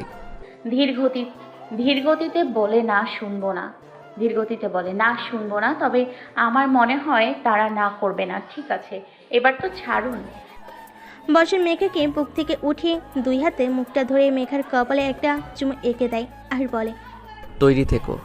যদি তারা তোমার কথা না শোনে আর যদি কোনো উল্টাপাল্টা করতে চায়, তবে আমি তোমাকে নিয়ে যাব আমার কাছে। মেঘা যখন ফিরে আইন হালকা অন্ধকারেও মেঘার চেহারাটা বেশ ভালোভাবে দেখতে পায় এবং এগুলো দেখে আইন হতভম্ব হয়ে সেখানে দাঁড়িয়ে থাকে আর ভাবতে থাকে এটা কি হচ্ছে। মেঘার বসন ও ঠিক দেখছে তো? এটা কখনোই হতে পারে না। আমার সব কিছুতেই বর্ষণ ভাগ বসাতে পারে না। যেটা আমার সেটা শুধু আমারই হবে। ছোটবেলা থেকেই আমার সাথে সব কিছু ভাগ করতে চায়। এখন আমার ভালো লাগার মধ্যেও ওর ভাগাভাগি, এটা আমি কখনোই সহ্য করব না। মেঘাকে তো আমি কখনোই বর্ষণের হতে দিব না। এই কথা বলে আইন মেঘাদের বাড়ির ভিতর চলে যায়। ভিতরে যেয়ে সে এমন ভাব করে যেন সে কিছুই দেখেনি বা জানে না। তখন সে ড্রয়িং রুমে যেয়ে মেঘার ভাবিকে দেখতে পায় এবং তাকে সালাম দেয়। ভাবি, মেঘা কোথায়? আমি একটু মেঘাকে নিয়ে বের হতে চাচ্ছিলাম, যদি আপনার অনুমতি থাকে তবে। মেঘার ভাবি বলে ওঠে, বসো বসো, ও যাবে, আমি মেঘাকে ডেকে দিচ্ছি। বলে উপরে যেতে নাই পিছন থেকে আইন বলে, ভাবি মেঘা মনে হয় একটু বাহিরে গিয়েছিল, ওকে দেখলাম গেটের ওপার বাড়ির দিকে আসতেছে। ও আচ্ছা, কখন বাইরে গেলে আমাকে বললে না তো। আচ্ছা ঠিক আছে, তুমি বসো, মেঘু ভিতরে আসুক। তখনই মেঘা ড্রয়িং রুমে প্রবেশ করে। আইনকে বসে থাকতে দেখে সে চমকে যায়। তারপর সে ধীর পায়ে এসে উপরে যেতে নেয়। তখনই তার ভাবি বলে ওঠে, মেঘা, তুমি উপরে গিয়ে তৈরি হয়ে আসো। আয়ান তোমাকে নিয়ে একটু বের হতে চাচ্ছে। তোমরা দুজন একসাথে কোথাও ঘুরে এসো। ঘুরতে গেলে তোমার মনটাও ভালো লাগবে। মেঘা তখন বলে, না ভাবি, আমি আজকে ঘুরতে যেতে পারবো না। আমার খুব শরীর খারাপ লাগছে এবং শরীরটা কেমন যেন দুর্বল মনে হচ্ছে। প্লিজ, আজ আমি কোথাও যেতে পারবো না। আইন মেঘার মুখের দিকে তাকিয়ে মনে মনে বলে, আমার সাথে যেতে এখন তোমার শরীর খারাপ হয়ে গেল। এখন শরীর দুর্বল লাগছে কেন? বর্ষণ এমন কি করে দিল যে তোমার শরীর দুর্বল হয়ে গেল? বেবি, তুমি যতই বাহানা করো আমি তো তোমাকে নিয়ে যাবই। হঠাৎ করে আপনার শরীর খারাপ কেন হলো? ডাক্তারের কাছে যাবেন, শরীর দুর্বল তো ভালো না। ডাক্তার খবর দেই আপনার প্রেসারটা মেপে দেখুক। মেঘা, দেখছিস আয়নের কি টেনশন তোকে নিয়ে? তোর হেলথ এর কতটা চিন্তা করে। ও তো ঠিকই বলেছে, বেশি খারাপ লাগে বল, ডাক্তারকে খবর দেই। না ভাবি, বেশি খারাপ লাগছে না। তবে যে বললি। ওই আর কি একটু খারাপ লেগেছিল। আয়ন ভাবিকে উদ্দেশ্য করে বলে ওঠে, ভাবি মেঘা কি কোনো কারণে আমাকে অপছন্দ করে মনে হলো? কেন জানি আমাকে এড়িয়ে চলে গেল। আরে না না, ঠিক ওটা না। আসলে মেঘা খুব আদর যত্নে বড় হয়েছে তো, তাই বিয়ের কথাটা ভাবতে পারছে না। ও হয়তো ভাবছে বিয়ের পর আমরা ওকে পর করে দিব, ও হয়তো আর স্বাধীনতাভাবে চলতে পারবে না। আমরা হয়তো ওকে আমাদের থেকে দূরে সরানোর জন্য বিয়েটা দিতে চাচ্ছি, এই আর কি। মনে মনে, আরে ভাবি তুমি এত কিছুই জানো না। তোমার ননদিনী যে ডুবে ডুবে জল খাচ্ছে, শুধু জলই খাচ্ছে না, জল ঘোলা করে ঘোলা জলে ডুব দিয়ে মাছ ধরেছে। সেই খবর কি আছে তোমার? একটা কথা ছিল। আসিফ সাহেব আর মেঘার ভাইয়া বসে কথা বলছিল, এর মধ্যে ওখানে প্রবেশ করে এনা চৌধুরী। এনা চৌধুরী মেঘার ভাইয়ের উদ্দেশ্যে বলে ওঠে, সত্যি ভাই, আমি ভাবতেও পারছি না আপনি আমার আত্মীয় হতে যাচ্ছেন। তো ছেলে মেয়ে দেখা শেষ, মেয়ে ছেলে দেখা শেষ, এখন বিয়ের দিনটা পাকা করলেই তো আপনি আমি পাকাপোক্তভাবে আত্মীয় হয়ে যাই। আমার মনে হয় শুভ কাজে খুব একটা বেশি দেরি করা ঠিক হবে না। তাছাড়া আয়ান আমাদের একমাত্র ছেলে, ওর বিয়েতে আমার কত স্বপ্ন, সব কিছু ইউনিক হতে হবে, সেজন্য তো সময় লাগবে। তাই বলছিলাম বিয়ের দিনটা পাকা করে ফেললে ভালো হয়। বলে ওঠে, তো ঠিক আছে, আপনারা সবাই বসুন, আপনারা সবাই আসুন। সামনের শুক্রবারে আমাদের বাসায় সবাই মিলে বসে তখন একটা শুভ দিন দেখে বিয়ের দিন পাকা করা যাবে। তবে ঠিক আছে, সামনের শুক্রবার আমরা সবাই যাচ্ছি। আমরা অতি তাড়াতাড়ি মেঘা মাকে আমাদের বাড়ি নিয়ে আসতে চাই। তো ঠিক আছে, এই কথাই রইল। আসছেন সবাই বলে উনি ওখান থেকেই বেরিয়ে চলে গেলেন। আসিফ চৌধুরীর উদ্দেশ্যে বলে ওঠে মেঘা, ওর ভাইয়ের একমাত্র বোন, ওর ভাইয়েরও কোনো সন্তান নাই, যা কিছু আছে সবই মেঘার, আর মেঘার মানে আমাদের। ওই মেয়ে যদি আমার বাড়িতে আসে তবে সে হবে সোনায় ডিম পাড়া হাঁস, আর সেই সুযোগ আমি কখনোই হাতছাড়া করতে চাই না। তুমি যেভাবেই হোক খুব তাড়াতাড়ি এই বিয়ের ব্যবস্থা করো। ও আরেকটা কথা, তোমার অতি আদরের ছোট ভাই আর ভাবি আমার ছেলের বিয়ের ব্যাপারে যেন কোনো রকম নাক না গলায়, এই কথা আমি তোমাকে বলে দিলাম। আর আমার মেয়ে, ওর কথা কি বলবো, ওকে তো ওরা বশ করে নিয়েছে। মেয়েটা হয়েছে পুরো নীলিমা চৌধুরীর মতো গেও ভূত। মাঝে মাঝে মনে হয় ও আমার পেট থেকে জন্মায়নি, জন্মেছে ওই নীলিমার পেট থেকে। আসিফ সাহেবদের বাড়ি ড্রয়িং রুমে বসে আছে সবাই। আসিফ সাহেব সবাইকে উদ্দেশ্য করে বলতে থাকে, আমরা সবাই আগামীকাল শুক্রবার মেঘাদের বাড়িতে যাব মেঘাকে আংটি পরাতে এবং তার সাথে বিয়ের তারিখকেও ফাইনাল করব। তাই সবাই কাল তৈরি হয়ে থাকবে। আসিফ সাহেবের কথা শুনে বর্ষণের বাবা আশিক সাহেব বলে ওঠে, এত তাড়াতাড়ি বিয়ে? ভাইজান, সবে তো কিছুদিন হলো। আয়ানটা দেশে ফিরুক, বিজনেস বুঝে নীল ওকে আর একটু সময় দিলে ভালো হতো, তাই ভালো হতো না? এত সময় নেওয়ার কি আছে? বিজনেসে জয়েন হয়ে এখন বিয়েটা হয়ে গেলেই ভালো হয়। আসিফ সাহেব বলে ওঠেন, ধীরে বলে ওঠেন, বলছিলাম কি ভাইয়া, আয়ান আর বর্ষণ তো প্রায় একই বয়সের। কথা শেষ করতে না দিয়ে এনা চৌধুরী বলে ওঠেন, তোমার ইচ্ছার আর আমার ইচ্ছা এক হলো। তোমার ছেলে হলো নিজের মনের ইচ্ছে চলে, তার কি অপরের ইচ্ছা অনিচ্ছার কোনো দাম আছে? সেই তো বাউন্ডুলের টাইপ, এত পড়াশোনা করেও পারলো না নিজেদের বিজনেস সামলাতে, আর না পারলো কোনো একটা ভালো কিছু করতে। শেষে কি না কি করে সামান্য ওই রেডিওতে আরজে। তুমি বর্ষণের সাথে আয়নের তুলনা দিচ্ছ? ওনাদের সব কথার উপর থেকে বর্ষণ সব শুনে ফেলে এবং রাগে ফুঁসতে থাকে আর মনে মনে বলতে থাকে, আমি বাউন্ডুলে বলেই আপনার ছেলে আজ বিজনেসে ঢুকতে পেরেছে আর আসছে রেডিও, ওখানে তো আমি শখের বসে কাজ করি, আর আয়ানের সাথে মেঘার বিয়ে সেটা তো কোনো দিনও হবে না। আমি আমার মেঘাকে অন্য কারো হতে দিব না। যতদিন আমার নিঃশ্বাস আছে ততদিন তো নয়ই, এমনকি মরে গেলেও না। এই কথা বলে বসন্ত তার রুমে চলে যায় এবং সেখান থেকে মেঘাকে ফোন দেয়। ওপাশ থেকে মেঘা ফোন উঠালে বর্ষণ বলতে থাকে, তুমি আমাকে বলেছিলে তুমি তোমার ভাইয়া ভাবিকে গুছিয়ে বলবে আমাদের কথা, কিন্তু তুমি সেটা করো নাই। তাই তো কাল শুক্রবার আয়ানের প্রসার, সবাই যাচ্ছে তোমাকে আংটি পরাতে। খুব শখ তোমার আংটি পরার আর বিয়ে করার। আমি তোমাকে বিয়ে করানোর স্বাদ মিটাবো। তুমি কি ভেবেছো আমাকে ধোকা দিয়ে তুই অন্য কারো বউ হয়ে যাবে? আর আমি সেটা চেয়ে চেয়ে দেখে দেবদাস হব? কখনোই না। আমি এরকম ছেলেই নই। আমি আমার নিজের জিনিস কি করে আদায় করে নিতে হয় সেটা খুব ভালো করে জানি। আপনি কি বলছেন আন্টি? আপনি কি বলছেন? আংটি পরানো মানে আর বিয়ে সে তো অনেক দূরের কথা। আমি তো এর কিছুই জানি না, আমাকে তো কিছু বলা হয়নি। খুব ভালোবাসো না তুমি তোমার ভাইয়া ভাবিকে? তারা তো মনে হয় তোমাকে একটু ভালোবাসে না। যদি তাই হতো তবে তারা তোমার মতামত নেওয়ার চিন্তা করত। তারা তো তোমাকে এতটাই ভালোবাসে যে তোমাকে না জানিয়ে তোমার বিয়ের তারিখ পর্যন্ত ঠিক করে ফেলেছে। এখন তুমি কি করবে? আমি ভাইয়া ভাবির সাথে কথা বলবো, আপনার বিষয়ে জানাবো, তারপরেও আমি ওই অয়নকে বিয়ে করব না। তুমি তাদের জানাতে দেখা যাবে তোমার বিয়ে হয়ে তুমি অন্যের বাসর ঘরে চলে গেছো। আর আমি বেঁচে থাকতে সেটা কখনোই হতে দিব না। আসছি আমি, রেডি হও। বলে কল কেটে দেয় বর্ষণ। আর মেঘা বসে বসে ভাবতে থাকে সে কি করবে। একদিকে ভাইয়া ভাবিকে না জানালে তার বিয়ে আয়নের সাথে হয়ে যাবে, আরেকদিকে বর্ষণ পাগলামি শুরু করেছে। সে এখন করবে তো করবে কি, ভাবতে ভাবতে ধপ করে বসে পড়ে। কিছু একটা ভেবে জুলিকে কল দেয়। হ্যালো জুলি, তুই কি করছিস? প্লিজ আমাকে এই অবস্থা থেকে উদ্ধার কর।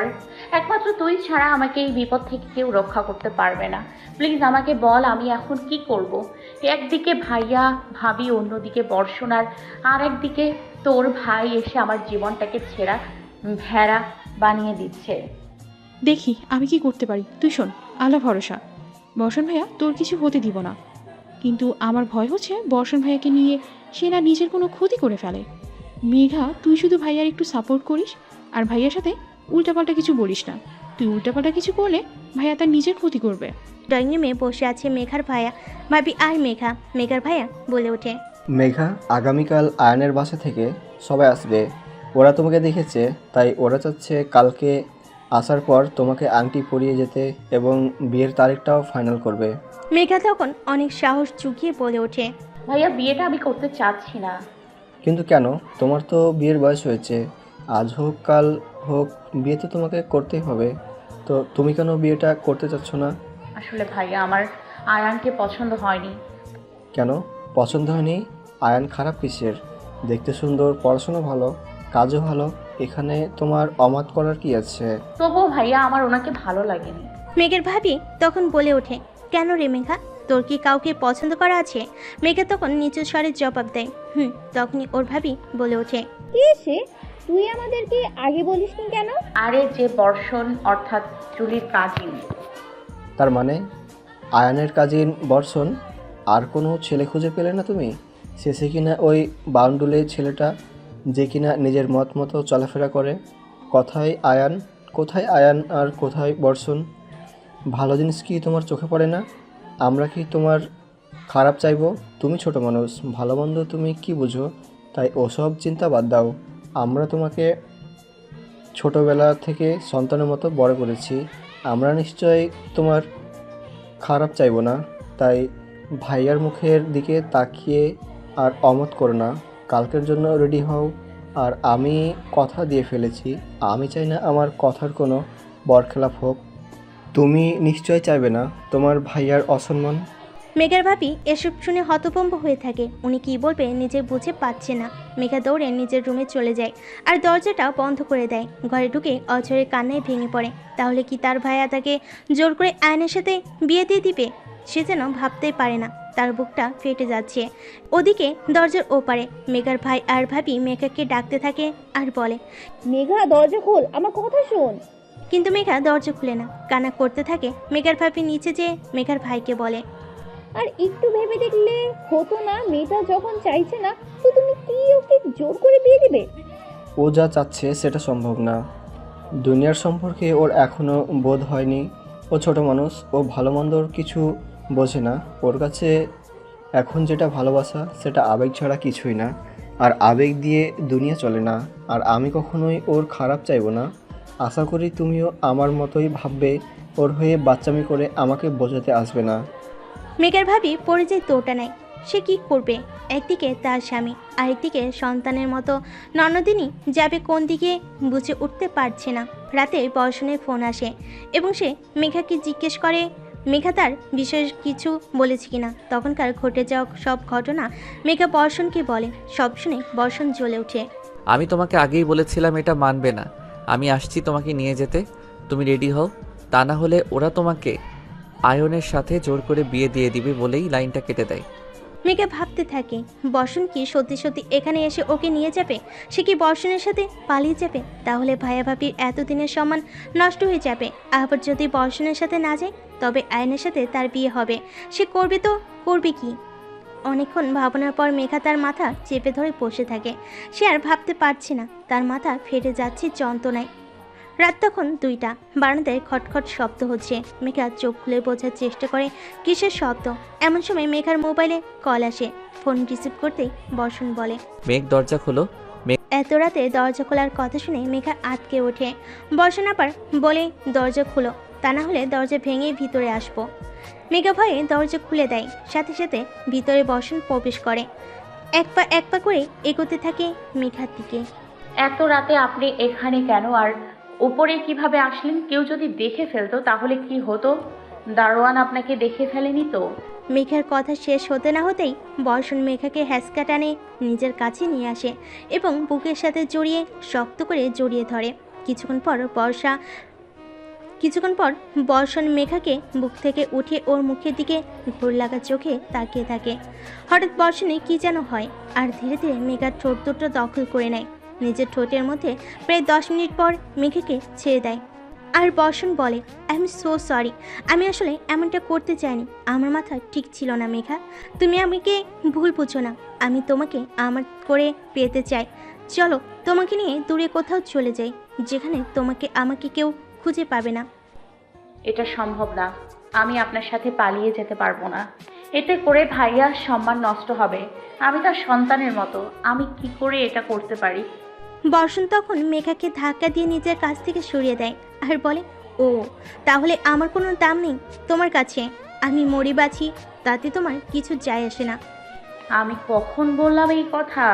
আমি যেমন ভাইয়াকে অসম্মান করতে পারবো না, তেমনি আপনাকে ছাড়াও থাকতে পারবো না।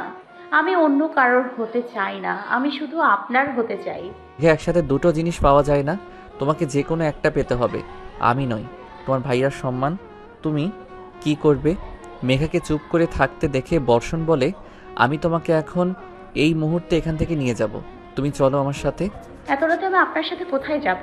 আর কিভাবে যাব? কেউ যদি দেখে ফেলে তাহলে কি হবে বুঝতে পারছেন? দেখো কোনো সমস্যা নেই, তুমি যাবে কি না বলো। মেঘা চুপ করে দাঁড়িয়ে থাকে আর বলে, না এত রাতে আমি আপনার সাথে যাব না।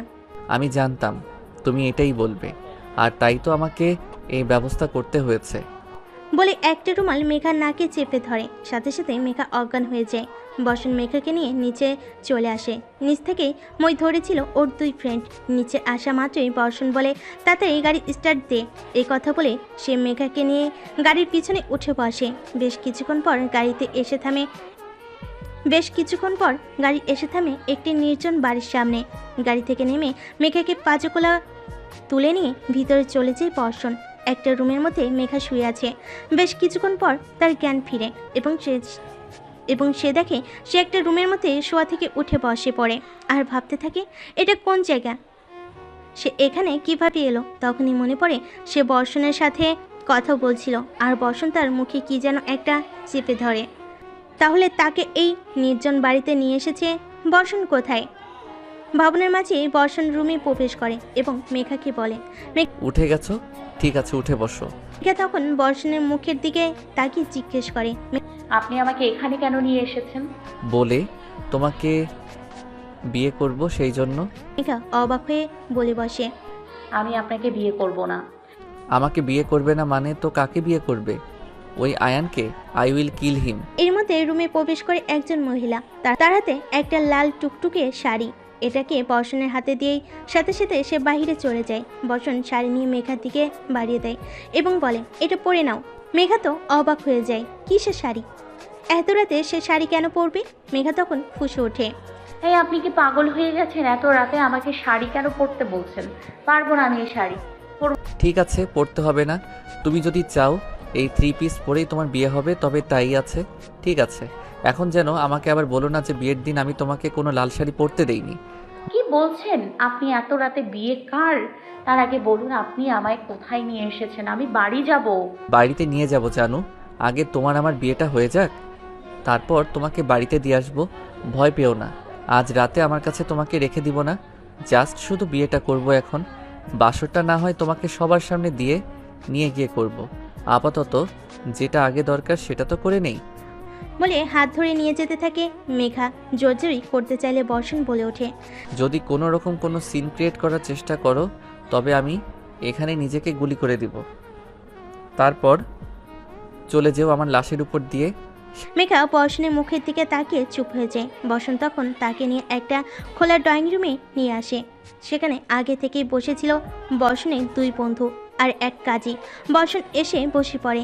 বর্ষণের বন্ধু বলে ওঠে, ভাবি শাড়ি পরে নাও, এইভাবে বিয়ে করবিস বর্ষণ? শাড়ি পরতে হবে না, আগে বিয়েটা হয়ে নিক। কাজী সাহেব সব রেডি তো? আপনি শুরু করেন। কাজী সাহেব বর্ষণের মুখের দিকে তাকিয়ে বলে যে বাবা সব রেডি আছে। এদিকে মেঘা মুখ ভার করে বসে থাকে। কাজী সাহেব যখন মেঘাকে কবুল বলতে বলে তখন মেঘা চুপ করে বসে থাকে। মেঘার হাত চেপে ধরে বলে, তুমি কবুল বলবে না আমি? কাজী ফট করে বলে ওঠে, মাইয়ার কি বিয়াতে কোনো মত নাই? জোর কইরা বিয়া করতেছেন। পাশ থেকে বর্ষণের বন্ধু বলে ওঠে, আপনার এত কিছু চাইয়ে লাভ আছে? আপনার কাম করেন, বিয়ে পড়াতে আইসেন, বিয়ে পড়ান। কাজী তখন ভয় আর কথা বলে না। এদিকে বর্ষণ এক হাত চেপে ধরে বলে ওঠে, তুমি ভয় পেও না, আমি আছি তো। আমি সব কিছু ঠিক করে দিব। তোমার ভাবি তোমাকে যাতে ভুল না বুঝে আমি সেই ব্যবস্থা করব। এভাবে চুপ থেকো না প্লিজ, কবুল বলো। মেঘা তখন ধীরে সুরে বলে কবুল। অমনি সবাই বলে ওঠে আলহামদুলিল্লাহ। বর্ষণ আর মেঘার বিয়েটা হয়ে যায়। সবাই যখন চলে যায় বর্ষণকে জড়িয়ে ধরে বলে, আজ থেকে তুমি আমার, শুধুই আমার। পৃথিবীর কোনো শক্তি তোমাকে আমার কাছ থেকে আলাদা করতে পারবে না। একমাত্র এই কবুল বলার জোরে আমি পৃথিবীর সাথে লড়ে যাব তোমার জন্য। বলে মেঘার কপালে একটা চুমু এঁকে দেয় আর বলে, চলো তোমাকে বাসায় ফিরিয়ে দিয়ে আসি। মেঘা অবাক হয়ে বর্ষণের মুখের দিকে তাকিয়ে থাকে। এরকম হাঁ করে তাকিয়ে আছো কেন? বাসায় যাওয়ার ইচ্ছে নেই নাকি? আমার সাথে বাসর করার ইচ্ছা আছে।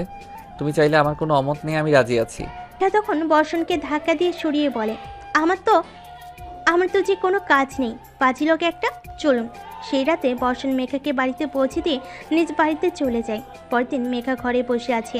এমন সময় মেঘার ভাবি ঘরে প্রবেশ করে এবং মেঘার হাতে সুন্দর একটি শাড়ি দিয়ে বলে, মেঘা দেখ তো শাড়িটা সুন্দর না আজ? এই শাড়িটা তুমি পরবে, এই শাড়িটাতে তোমাকে পরীর মতো লাগবে। আমি শাড়ি পরবো না। আমি বলেছিলাম এই বিয়ে আমি করব না। তোমরা আমাকে জোর করছো কেন? আমার কথার কোনো মূল্য নেই তোমাদের কাছে? ছোটবেলা থেকে আমাকে পেলে বড় করেছো, তাই তোমরা যা বলবে তাই শুনতে হবে। আমার ইচ্ছার কোনো মূল্য নেই তোমাদের কাছে? মেঘার ভাবি কি করবে বুঝতে পারছে না। একদিকে তার স্বামীর আদেশ, অন্যদিকে মেঘার জন্য তার ভীষণ খারাপ লাগছে। সে বলে ওঠে, মেঘা তুই শুধু আজকের জন্য মেহমানদের সামনে যা, আমি তোর ভাইয়াকে বোঝাবো। আজ আমি ওনার সামনে গেলে তো ওনারা আমাকে আংটি পরিয়ে দেবে, আর ওই আংটি আমি পরতে পারবো না, তাই আমি এখানে যাব না। তুই যদি আজ ওদের সামনে না যাস, তোর ভাইয়ের মান সম্মান সব ধুলোয় মিশে যাবে। তোর ভাইয়া ভীষণ কষ্ট পাবে, আর আংটি পরালে তো আর বিয়ে হয়ে যায় না। তুই একটু বোঝার চেষ্টা কর। মেঘা তখন আর কিছু বলে না, মনে মনে ভাবতে থাকে কালকে রাতের কথা। সে তো বিবাহিত, অন্য কারোর বউ শব্দটা শুনতেই যেন তার শরীরে একটা শিহরণ তৈরি হয়। কি করবে সে? অমনি বর্ষণের মেসেজ আসে, তুমি রেডি হয়ে ওদের সামনে যাও, তারপরে যা হবার তা হবে। মেঘা মেসেজটা পড়ে রেডি হয়ে নেয় এবং মেহমানের সামনে চলে আসে ওর ভাবির সাথে। মেঘাকে আসতে দেখে আয়নে যেন চোখে পলক পড়ে না, হা হয়ে তাকিয়ে থাকে মেঘার দিকে, যেন একটা পরীর মতো লাগছে। আয়নের লোভাতুর দৃষ্টি হা হয়ে তাকিয়ে থাকে মেঘার দিকে। মেঘার কাছে এগিয়ে এসে গালে হাত দিয়ে বলতে থাকে, মাশাল্লাহ আমার লক্ষ্মী বৌমা, তোমাকে খুব সুন্দর লাগছে। লাগবে না, লাগে একজন যে মামনি। এভাবে অনেক কথা হয়, তারপর আসে আংটি পরানোর পালা। ঠিক তখনই আগমন ঘটে পরশনের। ওকে দেখে সবাই হতবাক হয়ে যায়। এনা চৌধুরী তো মোটেই খুশি হয় না। নীলিমা চৌধুরী ছেলের দিকে তাকিয়ে ইশারায় কিছু একটা বোঝাতে থাকে। জুলি তো মিটিমিটি হাসতে থাকে। বর্ষণকে দেখে মনে মনে মেঘা স্বস্তির নিঃশ্বাস ফেলে। এনা চৌধুরী বলে ওঠে, কি ব্যাপার বর্ষণ, তোমার নাকি কাজ আছে, তুমি আসতে পারবে না? এখন কি তোমার কাজ শেষ হয়ে গেল? কি রে বর্ষণ, শুনেছিলাম তুই আসবি না, তা আমাদের সাথে নাই, এখন এখানে এভাবে হাজির হলি কেন? বর্ষণের উপস্থিতিটা যেন এখানে সবার মনে একটা বিষের মতো মনে হচ্ছিল। ওকে এখানে সহ্য করাটা যেন অসহ্য হয়ে উঠেছিল কয়েকজনের জন্য। তাই তড়িঘড়ি করে আংটি পরানোর কাজ শুরু করে দেয়। মেঘ আর ভাবি এসে মেঘার কাছে এসে বসে। এনা চৌধুরী একটা আংটি নিয়ে আয়নের হাতে দিয়ে বলে, এটা মেঘাকে পরিয়ে দাও। আইন তড়িঘড়ি করে আংটিটা হাতে নিয়ে মেঘার দিকে হাত বাড়িয়ে পড়াতে যাবে। ঠিক তখনই বাইরে বিকট একটা কিসের শব্দ হয়, আর সাথে সাথে আয়নের হাত থেকে আংটিটা পড়ে যায়। ঠিক ওই মুহূর্তেই বসন সবার চোখের আড়ালে আংটিটা বদল করে দেয়। এনা চৌধুরী বলে ওঠে, এটা কিসের শব্দ? তখনই দারুণ এসে বলে, গেটের সামনে একটা গাড়ির টায়ার বাস্ট হয়েছে। এটা তারই শব্দ ছিল। আংটি পর্ব শেষ হয়ে যায়। পরের দিন বাড়ির ছাদে মুখোমুখি দাঁড়িয়ে আয়ন বর্ষণ। শোন বর্ষণ, নিজেকে খুব চালাক ভাবিস না। তুই মনে করিস না আমি কিছুই বুঝতে পারি না। যদি এটা মনে করে থাকিস তাহলে তুই বোকার স্বর্গে বাস করছিস। তোর কি মনে হয় তোর আর মেঘার কাহিনী আমি কিছুই জানি না? খুব ভালো কথা, তাহলে তো কষ্ট করে আর তোকে কিছু বলতেই হলো না। এত কিছু জানার পরেও তাহলে কেন মেঘের পিছনে পড়ে আছিস? সরে যা। আর তা না হলে কি করবি তুই? তোর তো সবসময় অভ্যাস আমার জিনিসের উপর ভাগ বসানো। আমি কখনোই তোর জিনিসের উপর ভাগ বসাই না, বরং উল্টা তুই আমার সব কিছুর উপর ভাগ বসাতে আসিস। আর রইল মেঘার কথা, ও কোনো জিনিস নয়, ও আমার নিজস্ব সম্পত্তি। ওর উপরের দখলদারি আমি কখনোই বরদাস্ত করব না। আয়ন একটা তাচ্ছিলের হাসিতেই বলে ওঠে, একটু গুছিয়ে বলতো, তোর কথা ঠিক বুঝলাম না। মেঘা তোর নিজস্ব সম্পত্তি, ভালোবাসেই যে নিজস্ব সম্পত্তি হয়ে যায় নাকি? তাছাড়া এই কথা এখন তোর মুখে মানায় না, কারণ মেঘার আঙ্গুলে আমার নামের আংটি। তাই যদি চাই আমি এটা বলতে পারি। বসন মনে মনে একটা শয়তানি হাসি দিয়ে বলতে থাকে, ব্রো, তুমি যদি থাকো ডালের মধ্যে তাহলে আমি থাকি পাতার শিরায়। আমি তোমার মতো সস্তা মাইন্ড নিয়ে চলাফেরা করি না। আমার প্ল্যান হলো মাস্টার মাইন্ড। শোনো আয়ান, ওটা তোর নামের আংটি ছিল না, ওটা আমার দেওয়া আংটি। তুই কি বলতে চাস? তোর আংটি মানে কি? আমি নিজে ওটা পরিয়েছি। তুই তো আমার কাজটা সহজ করে দিয়েছিস। শোন তাহলে, আমি ওখানে এমনি এমনি যাইনি। তুই যখন মেঘাকে আংটি পরাতে যাচ্ছিলি ঠিক তখনই যে শব্দটা হয় ওটা আমারই সেট করা ছিল। আর ওই শব্দে তোর হাত থেকে আংটিটা পড়ে যায়, আর ঠিক তখনই আমি ওটাকে বদলে ফেলি। আর তুই তখন তোরটা রেখে আমার দিয়ে আংটিটা মেঘাকে পরিয়ে দিস। ব্যাস, আমার কাজ সহজ হয়ে যায়। আর শোন, যে বিজনেস নিয়ে তোদের এত বড়াই, ওটা শুধু তোদের একার নয়, ওটাতে আমার বাবারও শেয়ার আছে। তাই কাল থেকে আমিও বিজনেসে জয়েন করছি। সো মাইন্ড ইট, এবার সবার তিরিং বিরিং সব কিছু ধরা পড়বে। একথা বলেই বর্ষণ ছাদ থেকে নেমে যায়। এদিকে আয়ন ভাবতে থাকে, সত্যি তো, বর্ষণ যদি ওদের বিজনেসে চলে আসে তাহলে তো ওর বাবার সব কুকর্ম ধরা পড়ে যাবে। আর ও নিজে যে বিজনেসের নাম করে লাখ লাখ টাকা ছড়াচ্ছে তাও ফাঁস হয়ে যাবে। প্রতিদিন বারে মদ খাওয়া, মেয়ে নিয়ে ফুর্তি করা, এগুলো আয়নের জন্য পান্তা ভাতের মতো। সে বিদেশে থাকাকালীন থেকেই এসব অপকর্মের সাথে জড়িত হয়ে যায়। পরে দেশে আসার পর যখন তার বাবা মায়ের চোখে এগুলো পড়ে, তখন তারা এগুলো থেকে ফেরানোর বদলে আরও আশকারা দেয়। এগুলো সব ফাঁস হয়ে গেলে এতে করে আরও বিপদে পড়ে যেতে পারে আয়ান। তাই সে ছক কষতে থাকে কীভাবে তার এই অপকর্ম ফাঁস না হয় এবং তার হাত থেকে রাজকন্যা আর রাজত্ব দুটোই হাতছাড়া না হয়। আয়ানের মুখে সব কথা শুনে রাগে ফুঁসে উঠে ফুলদানিটা আছাড় দিয়ে ভেঙে ফেলে আর বলতে থাকে, ওই পুচকে বর্ষণ এত বড় সাহস, সে হুমকি দিয়ে যায় আমাদের সব কিছু ফাঁস করে দেয়ার। আমার এত কষ্টে করে গড়ে তোলা সব কিছু প্ল্যান এত সহজেই ভেস্তে দিবে ওই ছেলে। আর এটা আমি চেয়ে চেয়ে দেখবো? এটা কিছুতেই হতে পারে না। এই কথা বলে দুই মা ছেলে প্ল্যান করতে থাকে কিভাবে সব কিছু থেকে বর্ষণকে দূরে রাখা যায়।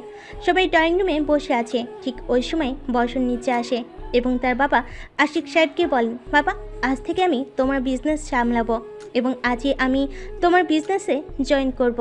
কথাটা শোনা মাত্রই সবাই যেন 440 ভোল্টের ধাক্কা খায়। বিশেষ করে আসিফ সাহেব আর এনা চৌধুরী ভিতর ভিতর রেগে পোম হয়ে যায় এবং বলে, আয়ান তো বিজনেস সামলাচ্ছে, এতদিন যখন বিজনেসে আসো নাই, হঠাৎ করে এখন তোমার বিজনেসে আসতে ইচ্ছে করলো কেন? বড় পাপা, সময় আর মানুষ সবসময় একরকম থাকে না। কখন মানুষ চেঞ্জ হয়ে যায় বলা যায়? এতদিন আমি ছন্নছাড়া ছিলাম, বাট এখন বুঝতে পেরেছি আমারও আজানের মতো বাবার সাহায্য করা প্রয়োজন। তাই আমি মনে মনে সিদ্ধান্ত নিয়েছি, যত যাই হোক আমি বাবাকে আর কষ্ট করতে দিব না। তাই তো বিজনেসে জয়েন হওয়া।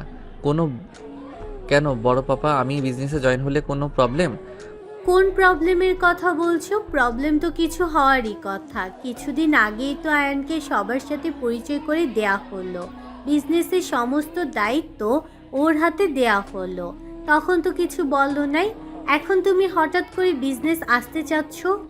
বড় আম্মু, এখানে তো আমি কোনো সমস্যা দেখছি না। আয়ানও থাকবে, আমি শুধু আমার বাবার শেয়ারের টুকুতে জয়েন করব। সমস্তটা তো আমি চাচ্ছি না। ভাইয়া, বর্ষণ ঠিকই বলেছে। আমার শেয়ারে আমি তেমনভাবে সামলাতে পারছি না, তাই বলছিলাম বর্ষণ সাথে থাকলে আমার জন্য সুবিধা হয়। এতদিন ও যেতে চায়নি, এখন যখন নিজে থেকে যেতে চাচ্ছে তার তো কোনো সমস্যা কোথায়? আর আয়ান তো আছে, দুই ভাই মিলে যদি আমাদের বিজনেসে সামলায় তো আমাদের জন্যই তো সুবিধা।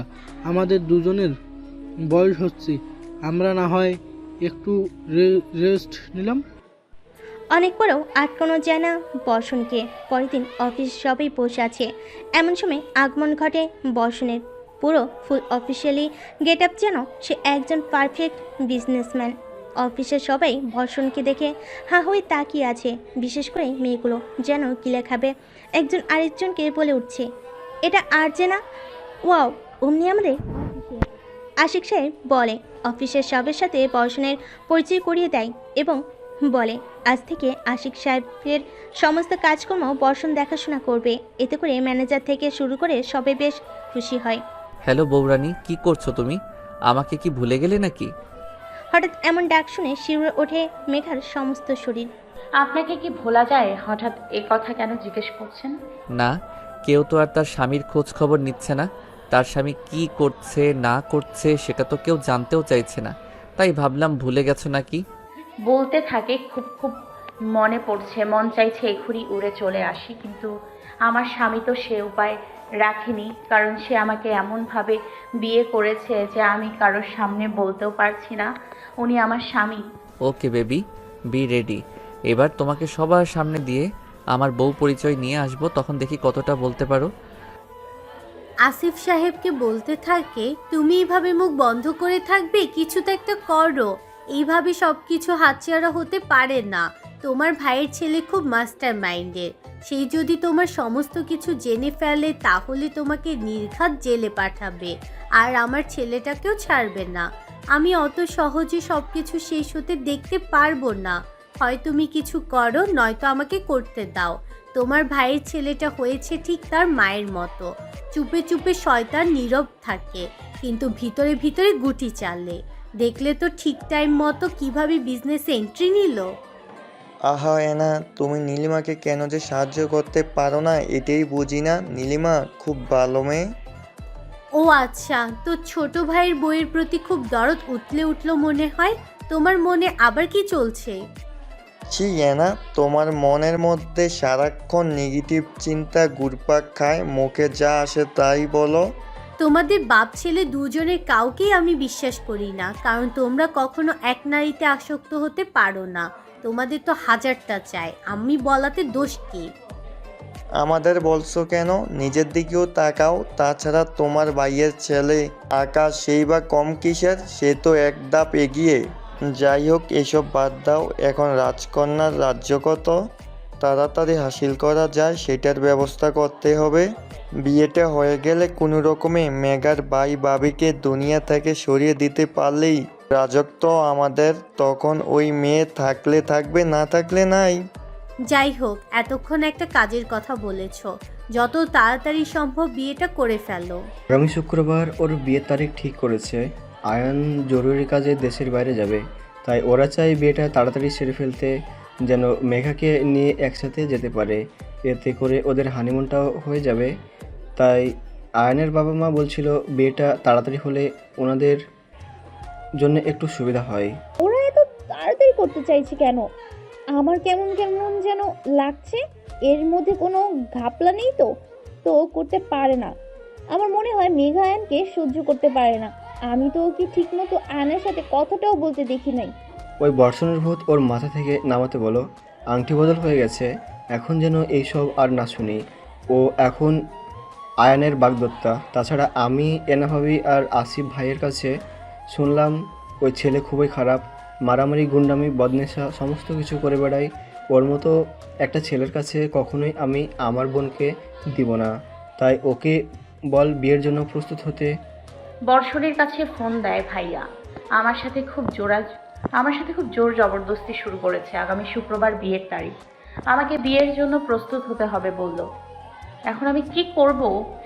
তোমার ভাইয়া ভাবি যা বলে তাই শোনো, ওনাদের কথায় রাজি হয়ে যাও। আপনি তো খুব বাজে লোক। সেদিন নিজেই তুলে নিয়ে বিয়ে করে ফেললেন, আর এখন বলছেন ভাইয়া ভাবির কথায় রাজি হয়ে যেতে। আপনার মতো খারাপ লোক একটাও দেখিনি। শেষে কিনা নিজের বউকে অন্যের বউ হতে বলছেন। হ্যাঁ বলছি, তবে নিজের বউকে অন্যের বউ হতে বলি নাই। শুধু বলেছি বিয়েতে রাজি হওয়ার জন্য বাকি যা করার দরকার আমি নিজেই করব। তুমি শুধু রাজি হয়ে বউ সাজো। এদিকে ঝুলিয়ে সে বর্ষণকে বলতে থাকে, ভাইয়া এইসব কি হচ্ছে? তুমি কিছু করছো না কেন? আগামী শুক্রবার বিয়ে আর তুমি চুপচাপ আছো? আমি তো কিছুই বুঝতে পারছি না। মেঘাও আমাকে কিছু বলছে না, তোমরা দুজনেই চুপচাপ। কাহিনীটা কি ভাইয়া? কোনো কাহিনী নেই, তোরা শুধু চুপচাপ সব কিছু দেখে যা। যা কিছু হবার বিয়ের দিন হবে। আমি শুধু চুপ আছি এই কারণে। ভাই আমার ভীষণ ভয় করছে, কারণ তুমি তো জানোই আমার বাবা মা এবং ভাই কতটা খারাপ। তারা যদি তোমার কোনো ক্ষতি করে ফেলে। আমার কিছু হবে না, আমাকে নিয়ে চিন্তা করিস না। দেখতে দেখতে বিয়ের দিন চলে আসে। মেঘাকে খুব সুন্দর করে বর সাজানো হয়। কমিউনিটি সেন্টারে সবাই উপস্থিত। এরই মধ্যে বর চলে আসে। সবাই বর আসছে বলে গেটের সামনে চলে যায়। এরই মধ্যে জুলি মেঘের কাছে আসে, মেঘাকে দেখে বলতে থাকে, মাশাআল্লাহ মেঘা, তোকে খুব সুন্দর দেখাচ্ছে। কারো নজর না লাগু, বর্ষণ ভাইয়া তোকে দেখলে পাগল হয়ে যাবে। ওই নাম বলবি না। ওইটা একটা ফাজিল মানুষ। সে কিনা আমাকে অন্যের বউর সাথে বলে নিজে গায়েব হয়ে গেছে। তার কোনো পাত্তা নেই, ফোনটাও বন্ধ, আমার সাথে যোগাযোগটাও করলো না। মেঘের কথা শুনে জুলি মনে মনে হাসতে থাকে আর বলতে থাকে, তোমাকে ভাইয়ের কাছে নিয়ে যাওয়ার জন্যই ভাই চুপচাপ আছে। এটা তোর জন্য একটা সারপ্রাইজ। আয়ন বর বেশে ভিতরে ঢুকে, সাথে তার বাবা মা এবং অন্যান্য লোকজন। কমিউনিটি সেন্টার ভরপুর, আত্মীয় স্বজন সবাই খাওয়া দাওয়ার পর্ব শেষ করে এরই মধ্যে মেঘাকে নিয়ে আসতে থাকে জুলি আর মেয়েরা সবাই। মেঘাকে আসতে দেখে আয়ন যেন ভিমড়ি খাওয়ার মতো অবস্থায়। এজন্য এক ডানা কাটা পরি নেমে আসছে। এই মেয়েকে যে করেই হোক তার করে নিতেই হবে, যে কিছুর বিনিময়ে হোক। এই মেয়েকে তার হাতছাড়া করা যাবে না। আর ওই বর্ষণ প্রয়োজনে তাকে পৃথিবী থেকে সরাতেও আইন দ্বিধাবোধ করবে না। তবু এই মেয়েকে তার চাই। এই তো আর মাত্র কিছুক্ষণ সময় পরই তার নামের হয়ে যাবে বর্ষণের এই মেঘা। তুই চেয়েও কিছুই করতে পারবি না বর্ষণ। তুই তো এখন আমাদের জালে আটকা পড়ে আসিস। আগে তো তুই তোর নিজেকে বাঁচা, তারপর আসিস আমার কাছ থেকে মেঘাকে কেড়ে নিতে। তোর তো নিজের বাঁচার সম্ভাবনাটাই কম, সেখানে তুই অন্যজনকে কি করে বাঁচাবি আমার হাত থেকে? এর মধ্যে মেঘাকে এনে আয়নের পাশে বসানো হয়। আয়নের বাবা মেঘার ভাইকে তাড়া দিতে থাকে বিয়েটা তাড়াতাড়ি পড়ানোর জন্য। এর মধ্যে কাজী সাহেব চলে আসে এবং সব কিছু রেডি করে ফেলে। এই সময় মেঘা খুব অস্থির হতে থাকে। সে শুধু চারিদিকে তাকাতে থাকে, কোথাও বর্ষণকে দেখতে পায় না। ভাইয়া তুমি কোথায়? এখানে যে সব শেষ হয়ে যাচ্ছে। তুমি তো বলেছিলে তুমি সব কিছু বন্ধ করবে, এই বিয়েটা হতে দিবে না। কিন্তু কোথায় তুমি? তাড়াতাড়ি আসো। কাজী সাহেব বিয়ে শুরু করে দেয়। এক পর্যায়ে আইন কবুল বলার পর যখন মেঘাকে কবুল বলতে বলা হয়, মেঘা চুপ করে থাকে। তখন মেঘার ভাবি বলে, মেঘা বল।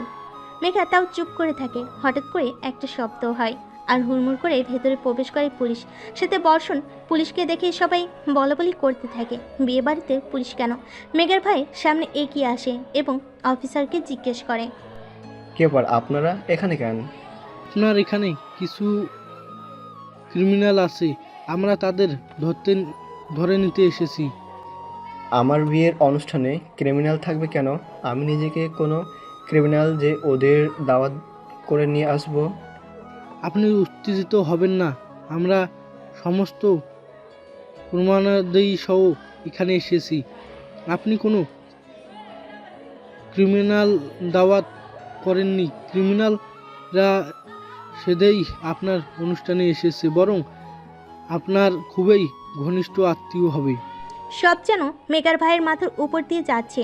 উনি কি বলে আমার ঘনিষ্ঠ আত্মীয়, তাও কিনা ক্রিমিনাল? কি করে সম্ভব?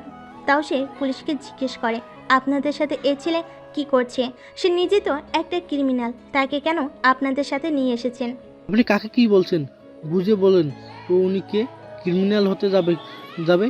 উনি হচ্ছে সিআইডি অফিসার বর্ষণ চৌধুরী। উনি এতদিন গোপনে সমস্ত কর্মকাজ করছে। এই কথা শুনে যেন সবাই আকাশ থেকে পড়ে। আর যে বর্ষণ, অর্থাৎ এই বর্ষণ সিআইডি অফিসার, তাহলে যে সে এতদিন বাউন্ডেলে চলাফেরা করেছে, এটা কি সবই ছিল তার একটা লেবাস? ছেলের মুখের দিকে তাকিয়ে একটা হাসি দেয় এবং কাছে এসে ছেলেকে জড়িয়ে ধরে বলে, বাবা, তোর শরীরের এই অবস্থা কেন? তুই আঘাত পেয়েছিস কিভাবে? তোর কপালে রক্ত, হাতে ব্যান্ডেজ, কি হয়েছে তোর? বর্ষণ, তুই কত বড় হারামি, নিজেকে আড়াল রেখে এইভাবে গেম খেললি, আর এত কিছুর পরে তুই সারা পেলে কিভাবে?